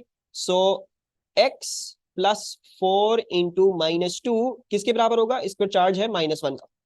So x will work out to be a +7। So we know कि यहाँ पे मैग्नीज जो है वो +7 की स्टेट में, सही है। इधर हमें पता है +2 की स्टेट में है। आयोडीन इधर -1 की स्टेट में है, इधर जो है वो 0 की स्टेट में, एलिमेंटल फॉर्म में 0 होता है वो। ठीक है, now let's start making the half equations. This is the thing that is getting reduced, Mn is getting reduced. So Mn, let's write this with blue. MnO4 minus is getting reduced to Mn2 plus. ठीक है, अच्छा, now Mn2 plus में बन रहा है, इधर 7 plus भी लिख लेते हैं। ठीक है, Mn7 ऑक्सीजन को भूल जाए, ऑक्सीजन यहाँ पे क्यों नहीं लिख रहा, क्यों नहीं हो रहा, उसकी टेंशन नहीं जरूरत नहीं है, वो हम इवेंचुअली बैलेंस कर लेंगे। ठीक है, अभी हम मैग्नीज के साथ कंसर्न है ज्यादा। तो Mn7 प्लस से +2 हुआ है। 7 प्लस से +2 कैसे होगा, जब 5 इलेक्ट्रॉन गेन करेगा, राइट। 7 - 5 equals to 2। So then therefore you have to gain 5 electrons over here. वैसे भी रिडक्शन क्या होती है, गेन ऑफ इलेक्ट्रॉन। अगर इधर रिडक्शन हो रही है तो it's the gain of electrons, you gain 5 electrons to become this thing. ठीक है, so this is the equation number 1, half equation number 1। दूसरी हाफ इक्वेशन क्या है, this one over here, I minus converting into I2। तो I minus is converting into I2, right. अच्छा, अब I minus सिर्फ I2 में नहीं बन सकता है, तो क्या करना पड़ेगा, हमें ऑब्वियसली इधर 2 डालना पड़ेगा। ठीक है, ये तो हमें करना ही पड़ेगा। 2I minus is becoming I2, right. Now 2I minus -1 से 0 गया है, ऑक्सीडाइज हुआ है। ऑक्सीडेशन क्या होती है, लॉस ऑफ इलेक्ट्रॉन्स होती है, तो इसने 2 इलेक्ट्रॉन लूज करे। ठीक है, माइनस था, दोनों पे माइनस था, दोनों ने अपना एक एक इलेक्ट्रॉन लूज कर दिया, जिसकी वजह से आयन बने हुए थे, ताकि वापस 0 बन जाए, वापस न्यूट्रल चार्ज में। So they lost both of their electrons, तो 2E माइनस आ गया इधर, right. Now what do we see, electrons के थ्रू हम बैलेंस करेंगे। 2 और 5 का एलसीएम 10 आता है, तो इसको मल्टीप्लाइड बाय 5 कर दें, उसको मल्टीप्लाइड बाय 2 कर दें, right. So what do we see 2MnO4 minus. So मेरे पास जो है U जो है वो 2MnO4 माइनस है। ठीक है जी, Mn2 plus भी 2 है, so I'm writing this also as 2. अच्छा, then 5 2s are 10, so we've got 10 over here. Then 5I2, so 5 over here. ठीक हो गया, so 2MnO4 10I minus 5I2 2Mn2 plus। अब मैं बाकी चीजें आराम से बैलेंस कर पाऊंगा, बहुत आसानी से हो जाएगा। Let's see, 2 4s are 8, 8 oxygen on this side, इधर भी 8 चाहिए, तो इसका मतलब y कितना होगा, y होगा 8, 8 oxygen, 8 oxygen, 8 oxygen. Then 8 2s are 16 hydrogen, तो इधर भी कितना हाइड्रोजन चाहिए, 16 होना चाहिए। This is also going to work out to be 16, b 16 है, so therefore your answer should be D for the elements magnesium and phosphorus are reacted separately with excess of oxygen to form their oxides. Each oxide is then separately added to water and the pH values of the resulting solutions are measured. The same two elements are reacted separately with excess of chlorine to form their chlorides. Each chloride is then added separately to water and the pH values of the resulting solutions are measured. Which row is correct? अच्छा जी, उससे पहले MgO को जब पानी में डालते हैं तो MgOH2 बनता है, इसकी pH क्या होती है? Does anyone remember? MgOH2 यूं नहीं लिखते, MgOH2 यूं लिखते हैं। What's the pH of this? इसकी pH होती है तकरीबन 9, बिकॉज बीकलकली होता है, बहुत ही इनसोल्यूबल काइंड ऑफ थिंग होती है। ठीक है, इट्स नॉट वेरी सोल्यूबल। अच्छा, फॉस्फोरस का ऑक्साइड, जब फॉस्फोरस के ऑक्साइड को पानी में डाल दो तो क्या बनता है?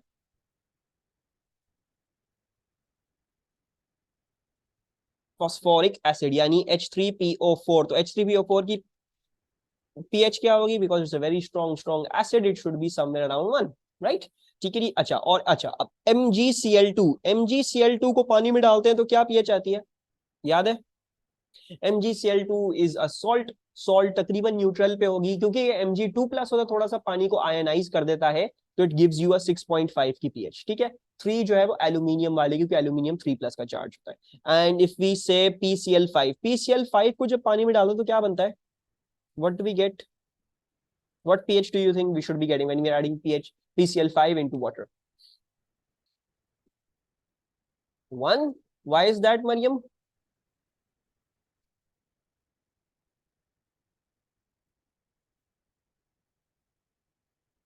H HPO3 तो नहीं, it's that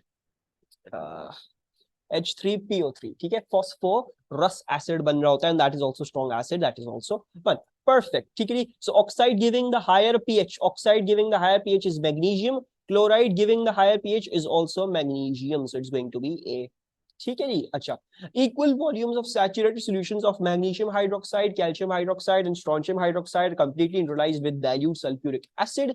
The water is gently evaporated from each of the resulting solutions, leaving the corresponding solid sulfates. These solid sulfates are completely dissolved in minimum volume of water needed to produce saturated solutions.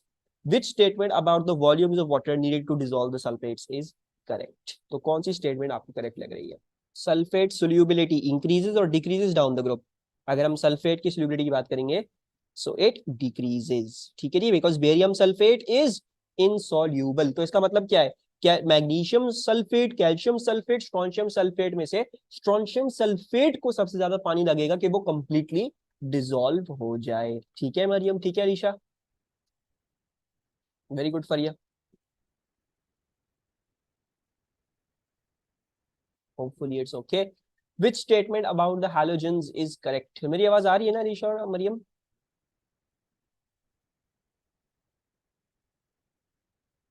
Yes, कोई problem हो तो बता देना, ठीक है। Which statement about the halogens is correct? 24, कौन सी statement correct है? A, Alisha says iodine can not behave as an oxidising agent, ठीक है, do you agree with Alisha?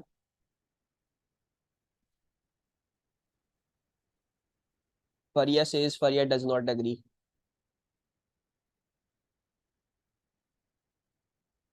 When does iodine not behave? Iodine behave कर सकता है ऑक्सीडाइजिंग एजेंट की तरह? ऑक्सीडाइजिंग एजेंट की तरह आयोडीन की कोई एग्जांपल जो बिहेव कर रहा हो? Do we have any example? Can we think of any? Isn't it reducing agent? It's a reducing agent, लेकिन क्या वो ऑक्सीडाइजिंग एजेंट की तरह बिहेव नहीं कर सकता? अच्छा, दूसरी बात की आयोडीन रिड्यूसिंग एजेंट नहीं है, I minus iodide ions reducing agent है, ठीक है जी। तो iodine can it behave as an oxidising agent? For example, अगर मैं सोडियम और आयोडीन का रिएक्शन कर दूं तो क्या बनता है? राइट, ये बनता है। तो इसमें देखोगे ये कहां से गया, 0 से -1 हो गया, खुद क्या हुआ है? खुद रिड्यूस हुआ है, तो ये ऑक्सीडाइजिंग एजेंट की तरह बिहेव कर सकता है। हाँ, that is correct. I minus ions यानी आयोडीन माना किस लिए जाता है? आयोडीन अपने आई माइनस की रिड्यूसिंग एबिलिटी की वजह से माना जाता है, more properly popularly known like that. लेकिन क्या ये कभी भी ऑक्सीडाइजिंग एजेंट बिहेव नहीं करेगा? ऐसी गलत बात है, ठीक है, दैट इज रॉन्ग। इस इक्वेशन में ऑक्सीडाइजिंग एजेंट की तरह बिहेव कर रहा है, ठीक है, so this is wrong. The volatility of the elements increases, नहीं, volatility decrease करती है, क्योंकि क्लोरीन गैस है, फिर ब्रोमीन लिक्विड है, फिर जो है वो आयोडीन सॉलिड है, तो मेल्टिंग पॉइंट इंक्रीज कर रहा है। When an equimolar mixture of chlorine and hydrogen exploded, only one product is formed. अगर मैं हाइड्रोजन और क्लोरीन को एक साथ रिएक्ट करवा दूं तो कह रहे एक ही प्रोडक्ट फॉर्म होगी, क्या ऐसा सच्ची बात है? यस, हमारे पास 2HCl फॉर्म हो जाएगा, which is correct. When concentrated sulfuric acid is added to sodium bromide, hydrogen sulfide is one of the products. नहीं, सोडियम ब्रोमाइड सिर्फ कहां तक है? ब्रोमीन सिर्फ और सिर्फ SO2 तक लेके जा सकता है, सल्फर और फिर हाइड्रोजन सल्फाइड तक लेके जाने वाला काम किसका है? I माइनस आयंस का, यानी HI का। अच्छा, when concentrated sulfuric acid is added to sodium bromide, bromine gas is produced along with a number of other products. However, when concentrated sulfuric acid is added to sodium chloride, only hydrogen chloride and sodium hydrogen sulfate are produced. What is the reason for this difference? Very good. The bromide ion is a stronger reducing agent than the chloride ion because HBr can reduce, HCl cannot reduce. ठीक है जी? तो chloride ion is weaker reducing agent, bromide ion is a stronger reducing agent. Perfect. Which statement about the oxides of, अच्छा इसमें खैर bromine is less volatile than chlorine, ये तो गलत बात है, ठीक है, और होता भी ट्रू भी लिखा हो तो फिर भी कोई सेंस नहीं बन रहा इस बात का। Hydrogen chloride is, hydrochloric acid is a weak acid, गलत बात है। Sulphuric acid is not an oxidising agent, ये भी गलत बात है। सल्फ्यूरिक एसिड इस केस में ऑक्सीडाइजिंग एजेंट की तरह ही बिहेव कर रहा है, ठीक है, it is an oxidising agent.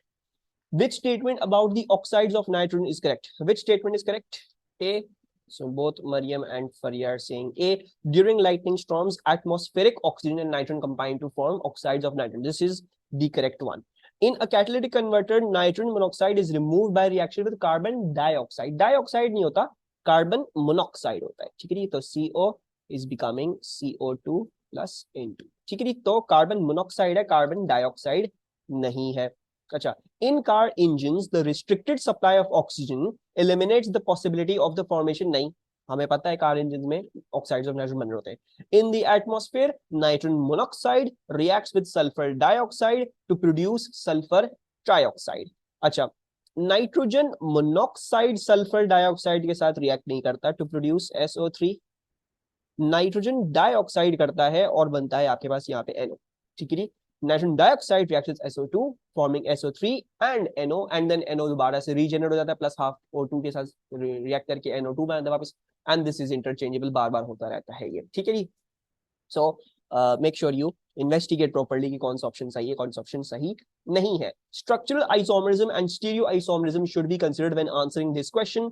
2-bromopentane is heated with an excess of ethanolic sodium hydroxide. How many different hydrocarbons are produced? ठीक है जी, 2-bromopentane है तो C और 2 पे ब्रोमो है. ठीक है जी, तो what is going to happen when I react with ethanolic sodium hydroxide? Alkene, you will get elimination. ठीक है जी, रिमेंबर दिस, एलिमिनेशन रिएक्शन है ये. ठीक है जी, और एलिमिनेशन रिएक्शन सारे किस तरीके से किए जाते हैं?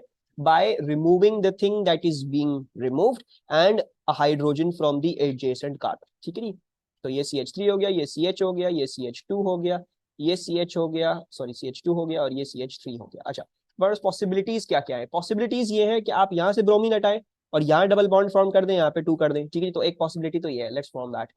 One possibility is this CH2 double bond, और दूसरी पॉसिबिलिटी है हमारे पास कि हम double bond instead of over here you form it over here. ठीक है जी, तो what you can do is keep this CH3, not put the double bond over here, instead we put the double bond over here. ठीक है, and इसको हम CH कर दें. सही है जी. तो अब मुझे बताएं, एक आइसोमर ये है, एक आइसोमर ये है, क्या इसमें सिस ट्रांस पॉसिबल है? Do we have cis trans possible in this? No, so cis trans is not possible. Very good. And क्या इसमें सिस ट्रांस पॉसिबल है? Yes, cis trans is possible because दोनों carbon पे 2 different groups है. So how many of this? You would have 2, this क्या 1 ही होगा, सो 1 + 2 is 3. तो usually क्या होता है आंसर? सेकंड लार्जेस्ट या लार्जेस्ट ही होता है इन दीज MCQs. ठीक है जी. Okay, which compound is a secondary alcohol that can be dehydrated to form an alkene with MR70? ठीक है जी, तो सबसे पहले तो ये देखना है हमें सेकेंडरी अल्कोहल कौन कौन से हैं. तो मुझे एक ऑप्शन यहाँ पे नजर आ रहा है कि जो सेकेंडरी अल्कोहल नहीं है. Which option is that? C is not the secondary alcohol. नहीं, C नहीं. द सेकेंडरी अल्कोहल जो नहीं है वो A है. ठीक है जी, because A is a tertiary alcohol.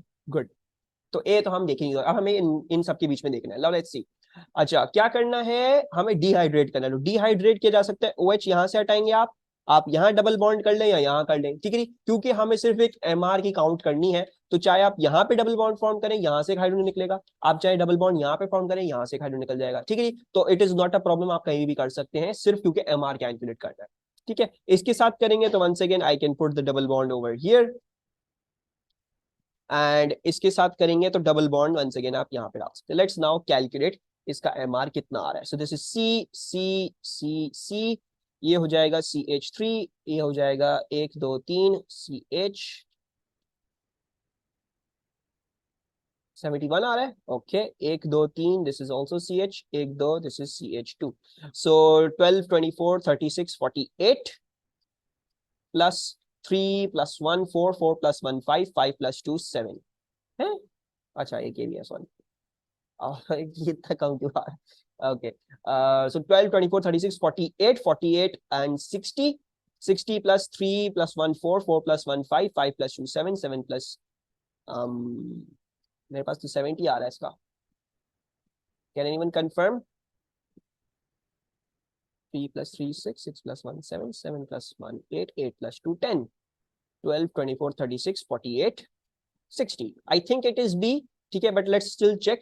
CH3, then this is CH2, 1 2 3 ये CH है, ठीक है, let's write down this with red. CH है और ये CH2 है, ठीक है. Let's count 12 24 36 48 48. ये तो फिर भी नहीं, कभी नहीं हो सकता. 3 plus 2 5, 5 plus 1 6, 6 plus 2 8. तो ये आ रहा है 56. That is not an option. और इसको भी देख लें. 1 2 3 CH, 1 2 3 CH हो गया, 1 2 3 ये भी CH हो गया, 1 2 ये हो गया CH2, 1 2 ये हो गया CH2, 1 2 ये हो गया CH2. 12 24 36 48 60. 60 plus 2 4 6 7 8. So this is 68. ठीक है. So the correct option is B he according to our guess. Okay. Moving onwards, the conversion of propan 1-ol into propan 2-ol. ठीक है. propan 1-ol को propan 2-ol में convert किया जा रहा है. Can be completed in a two-stage synthesis. The first stage is to heat propan 1-ol with concentrated sulfuric acid. Which reagent would be needed to complete the second stage? So which stage should be needed to complete the second stage? अच्छा, maybe it would help you if I draw propan 1-ol पहले. ठीक है. तो CH3, CH2, CH2, OH. पहले stage में क्या हो रहा है? आप जब हीट कर रहे हैं with concentrated sulfuric acid, what is happening in the first stage? What is change is going to happen to propan 1-ol? Dehydration. Perfect, Mariam. So dehydration होगी and you will remove the alcohol, form a double bond over here. यहाँ से एक hydrogen भी हटा दें. ठीक है. So 1 2 3. अच्छा, अब how do I convert this into propan 2-ol? कैसे मैं इसको propan 2-ol में कन्वर्ट कर सकता हूँ इन चारों ऑप्शन में से? C, steam with phosphoric acid. जब आप इसमें किस चीज की एडिशन करोगे? जब आप इसमें एडिशन करोगे ऑफ H2O. ठीक है. which was known as the hydration of a double bond, hydration of an alkene. ठीक है. इसमें क्या होगा? इसमें रप्चर हो जाएगा, हमें रप्चर नहीं करना. ठीक है. इसमें क्या होगा? इसमें डायोल बनेगा, हमें डायोल नहीं चाहिए. और एक्वियस सोडियम हाइड्रोक्साइड ये इसके साथ रिएक्ट ही नहीं करेगा, डबल बॉन्ड से रिएक्ट नहीं करता वो. ठीक है. अच्छा, दूसरी बात, मेरा जो आपसे सवाल ये है कि ये था ना, यू डिहाइड्रेटेड इट. सही है जी. Then you guys are saying कि जो है वो हम इधर एच ओवर डाल देंगे. एक और प्रोडक्ट भी फॉर्म हो सकती है इस रिएक्शन में. ठीक है. What is the other product that we can form in this reaction? जो सेकंड स्टेज वाला प्रोडक्ट हो सकती है. What could that be? और क्या बन सकता है इसमें? अगर मैं इसके साथ H2O रिएक्ट करवा रहा हूँ, if I am reacting this with H2O, hydration कर रहा हूँ इसकी, तो एक तो प्रोपन 2-ol है जो आप लोगों ने आइडेंटिफाई कर ली. एक और भी प्रोडक्ट बन सकती है. What's that going to be? Any ideas? Well, वो ये होगी कि आप OH यहाँ पे ऐड कर देंगे और H यहाँ पे. ठीक है. तो प्रोपन 1-ol भी इसमें फॉर्म होता है. इसमें दो चीजें बनेंगी, एक प्रोपन 1-ol भी, प्रोपन 2-ol में. And obviously propan 2-ol is going to be in large excess. ज्यादा में होगा. क्यों? Because of hydrogen going to the side that has already got more hydrogens. Perfect. अच्छा, which type of reaction happens during the hydrolysis of 2-bromopropane? 2-bromopropane की hydrolysis.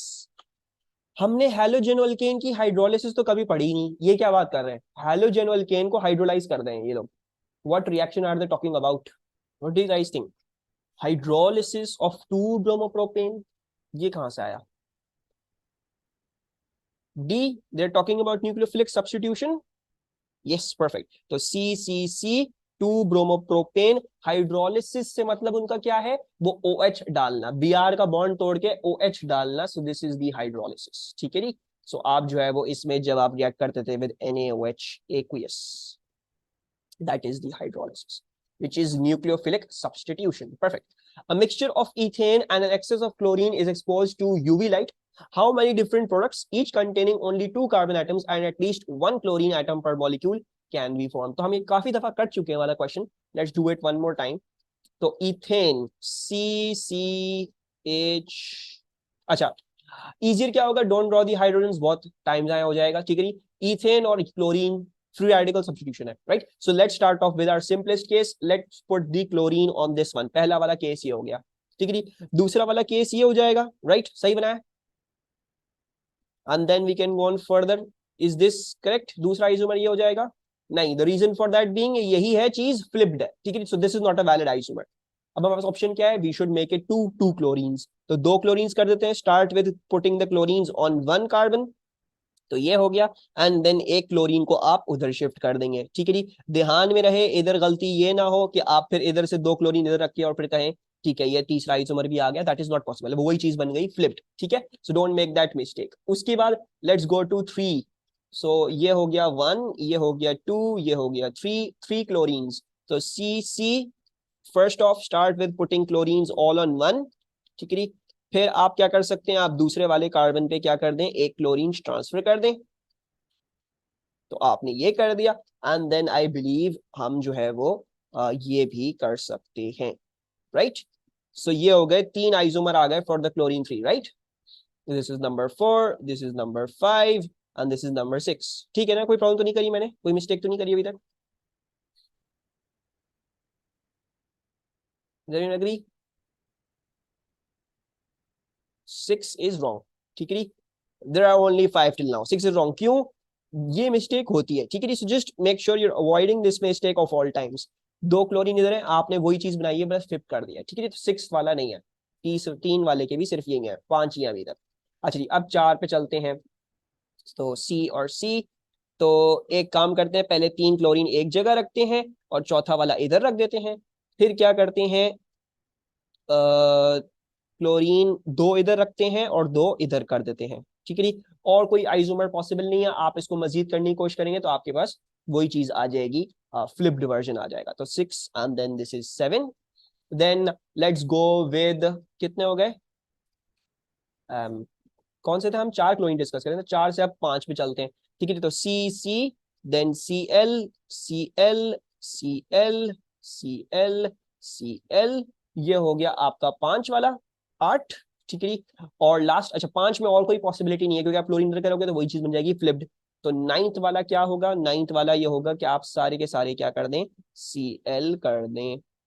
Cl, Cl, Cl, Cl, Cl, ठीक है। I don't think they asked you to consider, I don't think we are supposed to consider chirality in this, ठीक है। I don't think we are supposed to consider chirality in this, और chirality consider करनी भी होगी तो I don't think there is any chiral हो भी नहीं सकता इसमें, right, because there is no possibility chiral. So 1 2 3 4 5 6 7 8 and 9, so हमारा ऑप्शन क्या आना चाहिए है, 9 आना चाहिए। अब मैंने ये तो बोला है कि हमेशा सेकंड लार्जेस्ट या लार्जेस्ट, उसका मतलब ये नहीं कि आप बस ये बैठ गए लेके, अगर नहीं हो तो फिर सेकंड लार्जेस्ट या लार्जेस्ट, अगर हो रहा है तो फिर करके तो देखना है आपने, ठीक है। अगर टाइम की कमी है या कुछ है तो अक्कड़ बक्कड़ बम्बे वो करके सेकंड लार्जेस्ट लार्जेस्ट में से चूज कर लिया करें। इक्का दुक्का होगा जिसमें कभी नहीं आता सेकंड लार्जेस्ट लार्जेस्ट, लेकिन वरना हमेशा आइसोमर्स वाले क्वेश्चन में सेकंड लार्जेस्ट लार्जेस्ट के बीच में ही होता है। कोई प्रॉब्लम किसी को, ठीक है। We have done this thing, I don't know, 3-4 दफा तो कर चुके हैं, 3-4 दफा हमने सवाल देखा है पेपर्स में आया हुआ। एंड इसमें टेक्निक क्या है, हाइड्रोजन को बनाने की जरूरत नहीं है, कोई फायदा नहीं होता है। एंड मेक श्योर फ्लिप्ड वाली चीज को आप दोबारा से ना गिरे, ठीक है जी। Keep your eyes peeled, isomers बनाने में देर लगेगी, टाइम लगेगा, लेकिन आपने ध्यान से करना है उसको। When one methyl cyclohexene reacts with bromine, the product is X. When one methyl cyclohexene reacts with HBr, the major product is Y. ठीक है? Which statement is correct?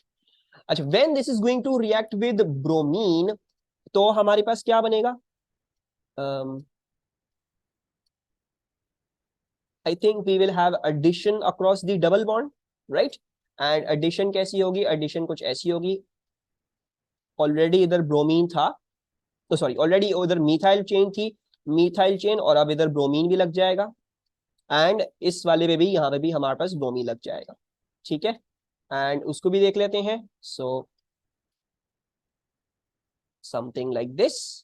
अच्छा, ये था हाइड्रोजन किधर जाएगा, HBr का। So 1 2 3 4, this is carbon, 1 2 3 this is CH, तो hydrogen किस पे जाएगा, CH पे जाएगा, right. So it's going to go over here, double bond हटा लेते हैं, मिथाइल चेन यहाँ पे ना देते हैं, this is Br and this is your hydrogen over here. सही है जी। हाइड्रोजन नहीं भी बनाया इस तरह से करके तो कोई फर्क नहीं पड़ रहा है, ये ऑब्वियसली स्केलेटल फॉर्मूला करेक्ट नहीं है, जस्ट फॉर आवर अंडरस्टैंडिंग बनाया। अच्छा, अब which statement is correct? X is a mixture of two stereoisomers. Y does not have stereoisomers. X is a mixture of stereoisomers. Y is a mixture of four stereoisomers. बताएं कौन सा होगा इसका, कि इसमें कितने stereoisomers हैं। अच्छा, stereoisomerism में क्या होता है, optical isomerism and geometric cistrons दोनों देखनी होती हैं, ठीक है जी। अच्छा, अब लेट्स सी, तो ऑब्वियसली ज्योमेट्रिक तो पॉसिबिलिटी नहीं है, सिस्ट्रॉन्स नहीं है इसमें, ठीक है। दूसरी पॉसिबिलिटी क्या रह जाती है हमारे पास, ऑप्टिकल की। लेट्स सी ऑप्टिकल की, तो if you look at this 1 2 3 4, तो ये क्या है, कायरल है, 1 2 3 4, दिस इज अ कायरल। एक जगह मिथाइल, एक जगह ये चेन, एक जगह ये चेन जिसमें बीच में Br आ रहा है, ठीक है जी, और ये Br वाला, दिस इज कायरल। 1 2 3 ये CH होगा, क्या ये कायरल होगा, एक जगह हाइड्रोजन, एक जगह ये सारी चेन, एक जगह वो सारी चेन, एक जगह bromine, so this one is also chiral. सो जितने कायरल आइसोमर्स, जितने कायरल कार्बन होंगे उसका मतलब है कि 2 टू द पावर 2, यानी आपके पास इसके 4 आइसोमर्स होंगे, ठीक है जी, because there are 2 chiral carbons, तो you will have 4 stereoisomers of this, 4 stereoisomers of this. Let's see, अब Y के 4 हो सकते हैं, Y के कुछ भी नहीं हो सकते। अच्छा, मैं हाइड्रोजन को जो है ना, आई एम रिमूविंग दिस क्योंकि it would be wrong to draw it like this, मैं इसको बस ऐसे ही बता रहा हूं, ठीक है, बिकॉज वो अपनी चेन के अंदर ही है। लेट्स सी, अब ये तो कायरल नहीं हो सकता, ये भी कायरल नहीं होगा, ये भी नहीं होगा, ये भी नहीं होगा, ये भी नहीं होगा, बिकॉज सारे CH2 हैं, बस इसको देखना है क्या ये कायरल होगा या नहीं होगा। तो will this one be chiral, क्या ये कायरल होगा,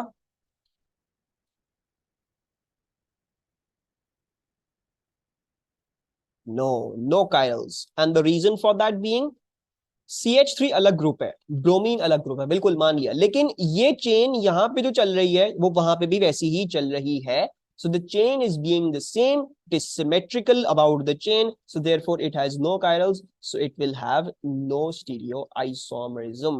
ठीक है Alisha, very good Mariam and Faria. Alisha कोई प्रॉब्लम है इसमें,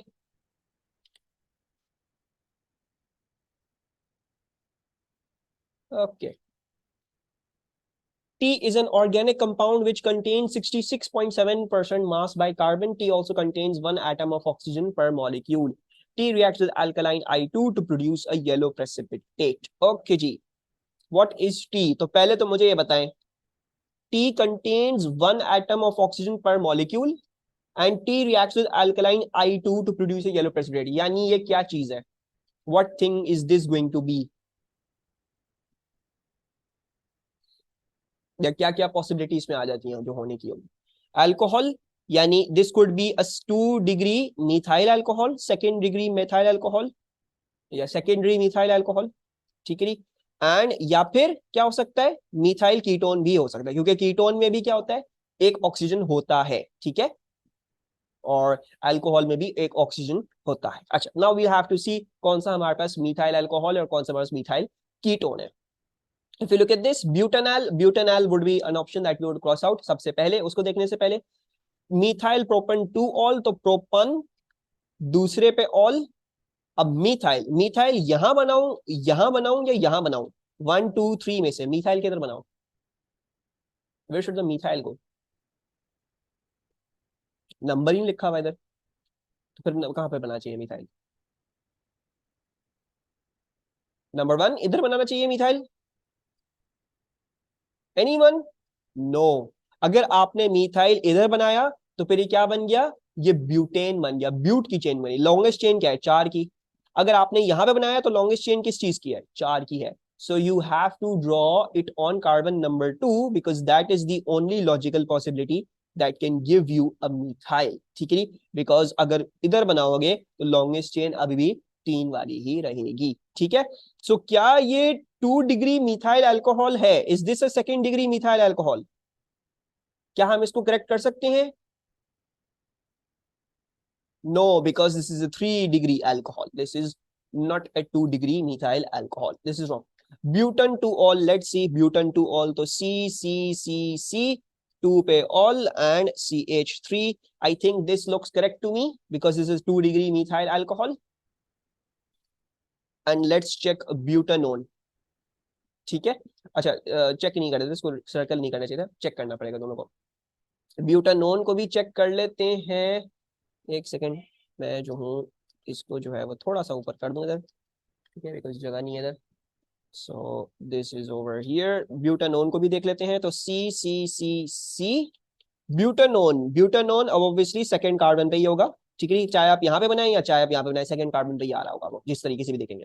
एंड CH3, सो ये भी मिथाइल कीटोन है, ठीक है, एक दो तीन एंड सो ऑन, ठीक है। So both of them are correct. अब हमें किस चीज पे नैरो डाउन करना पड़ेगा, ऑन दिस थिंग। 66.7% मास होना चाहिए ऑफ कार्बन, ठीक है जी, 66.7% मास बाय कार्बन, ठीक है। So for that we'll have to calculate कितना मास है। सो 1 2 3 ये हो जाएगा H, 1 2 ये हो जाएगा CH2, ये हो जाएगा CH3, 1 2 3 4, 1 2 CH2, 1 CH3।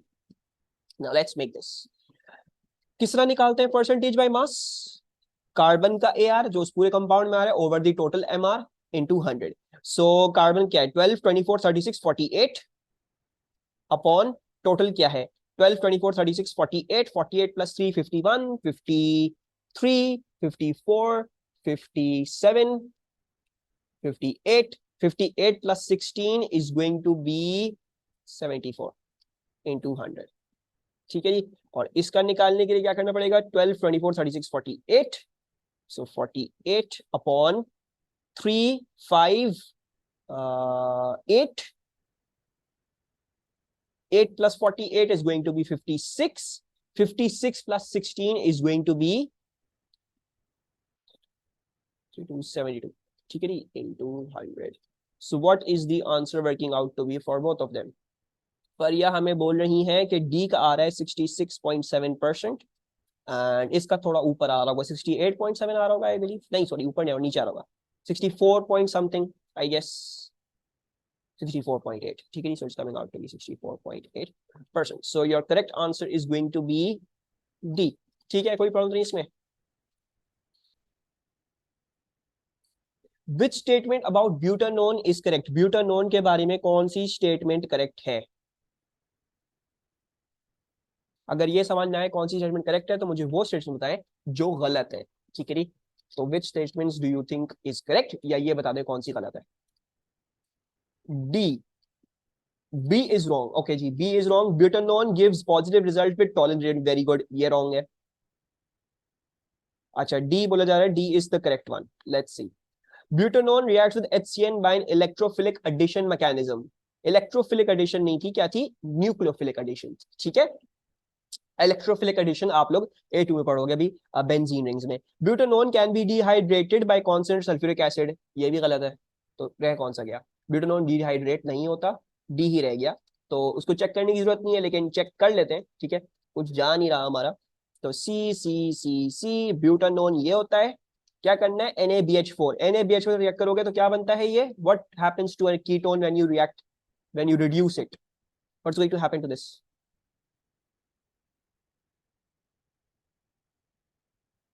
कीटोन को जब NaBH4 से करोगे तो क्या बनेगा, secondary alcohol, yes, you would form a secondary alcohol, so this is going to be an alcohol now, and yes is this chiral, तो बिल्कुल chiral होगा, because एक जगह हाइड्रोजन, एक जगह मिथाइल, एक जगह इथाइल, एक जगह OH, so perfect।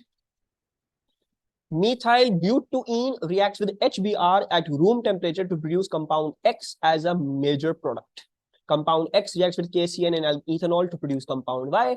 Compound Y is hydrolyzed with acid to produce compound Z. What is compound Z? Let's see. Methyl butene, ठीक है जी, butene, CC, ठीक है, butene ये हो गया, 4 कार्बन में दूसरे पे डबल बॉन्ड है। मिथाइल, मिथाइल किधर बनाओ, फर्स्ट कार्बन पे, सेकंड पे, थर्ड पे या फोर्थ पे, 1 2 3 4, किस में बनना चाहिए, मिथाइल किधर जाएगा, सेकंड पे। You can draw on the second और you can also draw on the third, लेकिन 1 और 4 पे नहीं बना सकते। 1 और 4 पे बनाओगे तो वही चीज हो जाएगी, लॉन्गेस्ट चेन अब 5 कार्बन की हो जाएगी, ठीक है जी। So methyl butane react with HBr at room temperature produce compound X as a major product. Let's see, तो CH3, 1 2 3 CH, 1 2 3 4 ये C है और ये CH3। HBr जब रिएक्ट करोगे तो क्या होगा, डबल बॉन्ड टूटेगा, हाइड्रोजन किधर जाएगा, हाइड्रोजन जाएगा इधर, ब्रोमीन जाएगा इधर, सही है। उसके बाद compound X reacts with KCN in ethanol to produce compound Y. क्या चेंज करूं इसमें, when reacting with KCN in ethanol क्या होता है, when you react compound X with KCN what would you form, Br is replaced with Cn, यानी you would be making a nitrile, ठीक है जी, nitrile substitution, तो C triple bond N या Cn लिख रहा हूं इन दिस केस, ठीक है। उसके बाद compound Y is hydrolyzed with acid to produce compound Z, तो अब क्या चेंज होगा,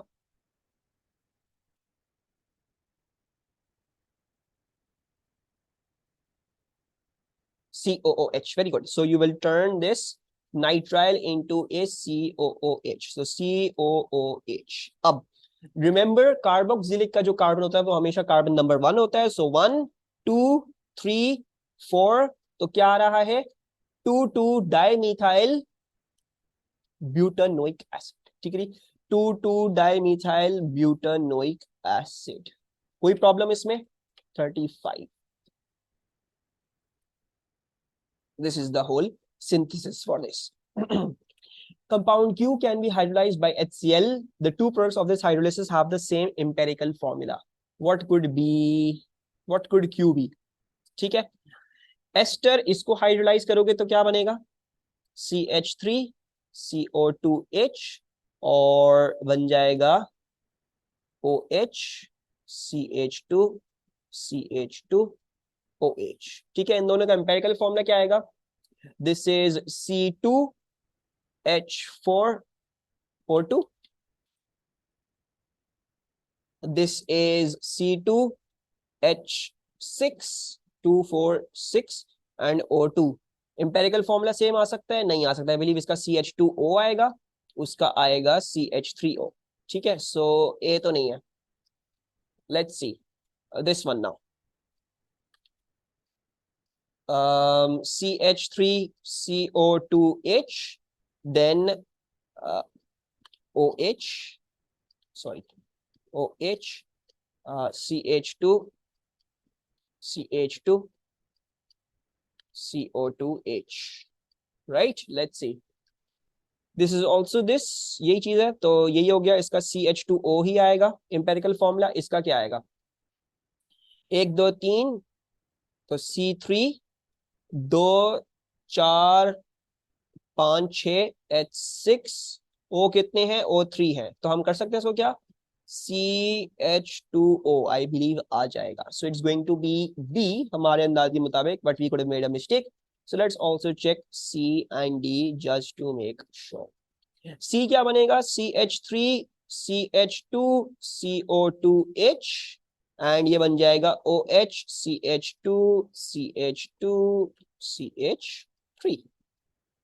let's C, CH3 CH2 CO2H, यानी 1 2 3 C3 3 5 and then 7 I believe, नहीं sorry that's 6, 3 plus 2 5, 5 plus 1 is 6 and then O2, तो ये क्या बन गया, ये इसका एम्पेरिकल फॉर्मूला यही है, ठीक है, ये और सिंप्लीफाई नहीं हो सकता। Let's see this, 1 2 3 C3 2 4 7 8 O, ये भी सिंप्लीफाई नहीं हो सकता है, ठीक है, तो C is wrong. D last one to check, D वाला जो है हाइड्रोलाइज हो ही नहीं सकता, बिकॉज D में एस्टर बॉन्ड ही नहीं है, right, so this can not be hydrolysed, can not hydrolyse, so this is also wrong, ठीक है जी, कोई प्रॉब्लम तो नहीं है। समझ में आया सबको ये, 36 is D, okay। An unsaturated carboxylic acid reacts with alcohol X to form an ester. The structure of the ester is shown. Which geometrical ester is shown in this ester and to which class of alcohol does X belong? ठीक है, तो कौन सा geometrical isomer है और जो alcohol बनता है वो किस क्लास का है, सेकेंडरी है या टर्शियरी है। तो पहले तो बता दें कौन सा आइसोमर दिखाया हुआ आपको, सिस है या ट्रांस है,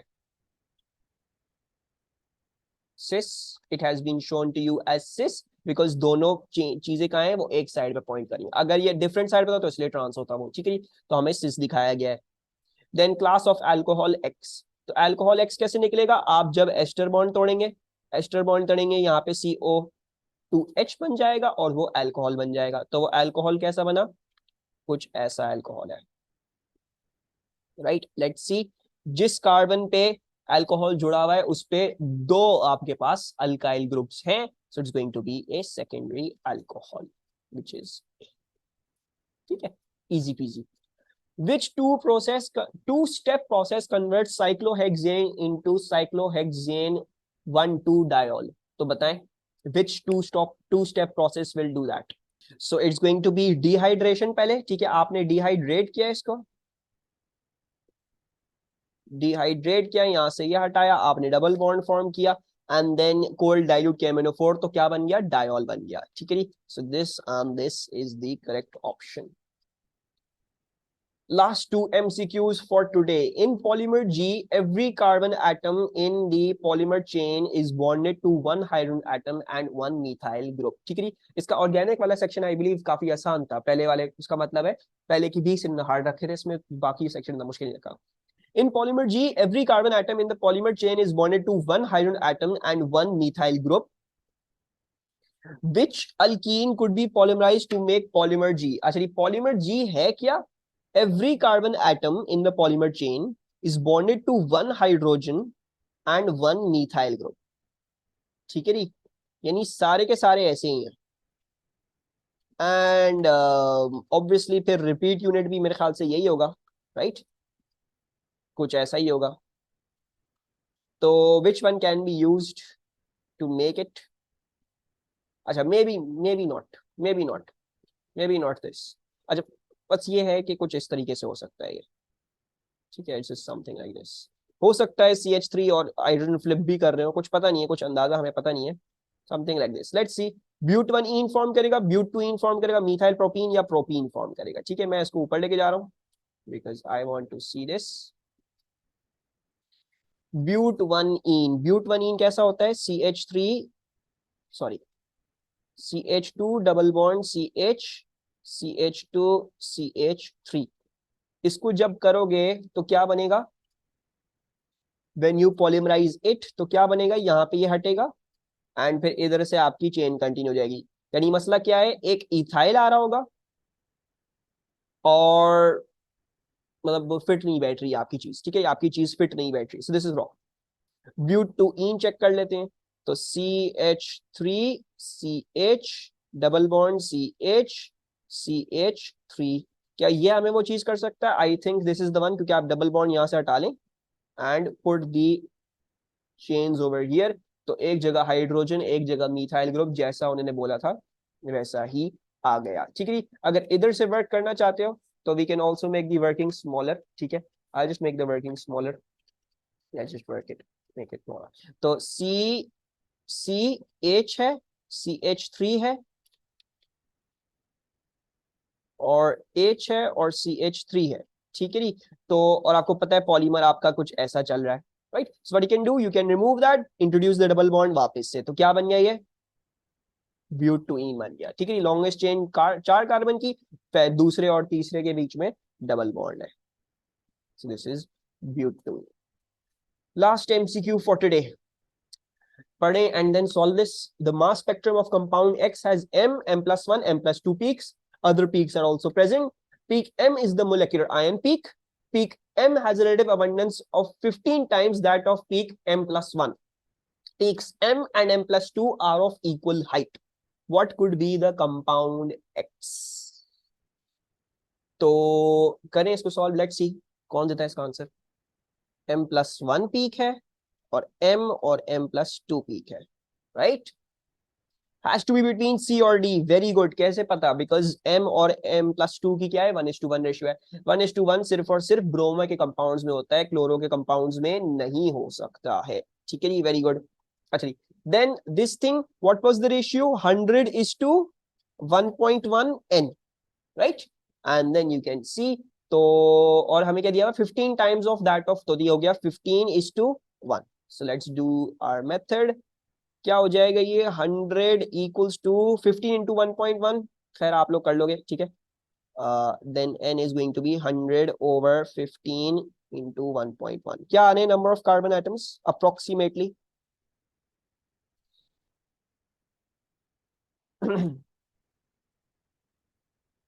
6। So now we just have to see किसमें हमारे पास 6 है। तो हेक्सेन लिखा हुआ है लेकिन मिथाइल भी है, तो ये 7 कार्बन है, ठीक है। इसमें 7 कार्बन है, इसमें कितने हैं, ब्यूटेन और डाइमिथाइल, तो इसमें 6 कार्बन है। This is the one that is correct, that is the one that is wrong, ठीक है। So this was the working to your 40D। कोई प्रॉब्लम है, कोई कंफ्यूजन है तो you guys can wait and ask, अगर नहीं है तो हमने आज ये पेपर कंप्लीट कर लिया है। लेट्स जो है डू दैट। तो 15 कहां से, 15 ही लिखा हुआ। Peak M has a relative abundance 15 times that of peak M+1। तो 15:1 का रेशियो, या अगर तुम कहो कि अगर एक x है तो दूसरी वाली क्या है, वो 15x है, x और x कैंसिल, 1:15 आ गया रेशियो, ठीक है।